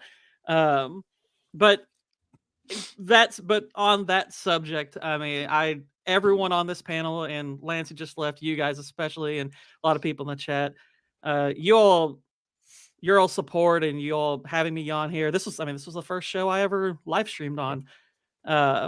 Was a big part in that. So I really want to thank you all for your all's encouragement, your all support. I'm very much indebted to you all on that front. Exactly. This is part of the reason why I don't want to do the whole gay. You know where he shops, at the gay wood store. Yeah, I need to stream from Woodford and Gay's grocery, definitely. Somebody super chat me $14.99, please. We need the extended Gord code. Oh God. Well, But Yeah, go ahead, Thursday, I am going to be on Roman of the Empire's show. We're going to be talking our favorite Irish films for St. Paddy's Day, which that's going to be a lot of fun. I'm looking forward to that. Yeah. And Friday, I will be foregoing my sleep and health to be on Abomination AJ's channel. We're talking, we're trudging our way through live action Avatar: The Last Airbender. It's great, isn't it? And then next week, when King's Court will resume, and we will be talking Beetlejuice, which is nice. It's a pretty it's a pretty instrumental movie for me personally. It was the first movie I ever saw in theater. I'll be on with Stupenzo and Fermented Cinema. So nice, fun. Very nice. Yeah, definitely check out Gord King and his gaming streams are fun because we talk about everything but gaming. I'll call tomorrow's stream the gaming stream. Dude, Vex just gave you an idea. I love it. I know. Gamer. That's actually my name, by the way. So gay. Wait, you're not doing any I'll of play your like gaming Life streams is this Strange week? or something. Something really good. Oh God, I love it. White Bear, what about you? So you have any new? You've been putting up some stuff on YouTube lately. Oh, I've been putting up my stuff, baby. Oh. Yeah. Put it in. Hold on a second. Oh, I thought you were like actually. Never mind. I didn't think you were serious. God. No. Just. Okay. Just wait. Sorry, I can't. What are you okay? No, dude. Absolutely not. Have those Trulies. Yeah, it's so funny. You turn it to sassy all of a sudden. I love people. I'll do what I want. Whitey, did you have Beetlejuice up there before or after I brought up that I was doing Beetlejuice? As soon as you said Beetlejuice, I was like, I'm doing it. I'm doing it. Oh, God. Okay, yeah. So I've been doing some more videos here lately, and I guess I put out like 8 or 9 in 1 week. So nice. That's been a thing, and it's been fun. Very good. So yeah, check it out. And oh wait, that's the wrong one. Nazis. Here you go. Okay, there you go. Okay, so anyways, I've been putting out a lot of videos here lately. I've been putting a lot of work into them, and I've been having a good time because first time in my life I've been not having to work my ass off all day. So it's been good. I'm just kind of sad that Gord isn't going to be streaming any gameplay this week. So that's kind of lame, but no, I will be. No, he said he will. I'm just the King's Courts. That's the thing that's not going. Oh, okay. Well, then never mind. You're less gay now. So, anyways, that makes up for your really gay speech about us being gay. Okay. Anyway, so anyways, have a good day and go check out the videos on White Bear too. They've been really fun. Please do. And so congratulations to people who have finally beat that 1,000 sub mark. That's great. Beat it hard. Yeah. Oh, you didn't pay attention to a single fucking word that I said. I don't. Huh? Oh, you were talking. Sorry. We love you. You said beat it hard. That's all I heard. Yeah, that's all I heard. Yeah. Mrs. Vex Electronica. What do you have coming up? I've got a movie review coming by the end of the month. I can't remember what the movie is called. But there's a movie review coming. True Detective? I'm slacking so fucking hard on that script. It's just on the back burner at this point. What movie were you going to review? I don't remember. Some producer reached out to me and he's like, "Hey, could you review this movie for me?" So I have a deadline for it. That's all. So that'll be out 100% this month. Nice. But True Detective, I'm really dreading rewatching it, and the script is like 75% done. Okay. It's going to be one of those things where it'll just come out like before season 5, maybe. I don't know. There's going to be another. Oh, there is another season. Yeah, because Issa Lopez signed on for another one. Yeah. So yeah, you can find. So movie review coming soon, and I'm debating doing a Constellation season wrap as well. When that's done, we'll see. Hold on. Oh yeah, I'll be on Gooch's channel talking probably one of my top 3 shows ever. If you haven't watched Scavenger's Reign, you're a faggot. Okay.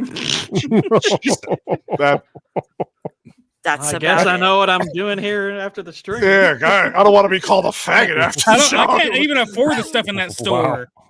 But yeah, it's always a pleasure being here. I fucking love that I get to start my week off with you guys. So oh, we love you, of course. Yeah. It's the week off. It's the week off. Week off. Anyway. Yeah. So yeah, as far as the Cannoli channel, yeah. So obviously we're finishing MMM tomorrow. I will be on with this beautiful, great panel. Talking about Scavenger's Reign. Nothing I would ever have been on my radar if Vex didn't tell me to watch it. And I actually really, really, really, really liked it. And big surprise. So thank you for the recommendation, Vex. But yeah, I'm glad to talk about that show. And I love the show because it's 12 episodes, but it's only 20 to 25 minutes each episode. Yeah, half-hour episodes. Yeah, easy. It's an easy watch. It's dense. That's the only It's thing. dense, and they do better character development and world building. Don't kill me, Copa. In that show than most miniseries do that are. Why does Copa hate world building? By the way, ask him tomorrow. Because it never gets done properly. Yeah. How? Okay, where has it been done properly? What's an example?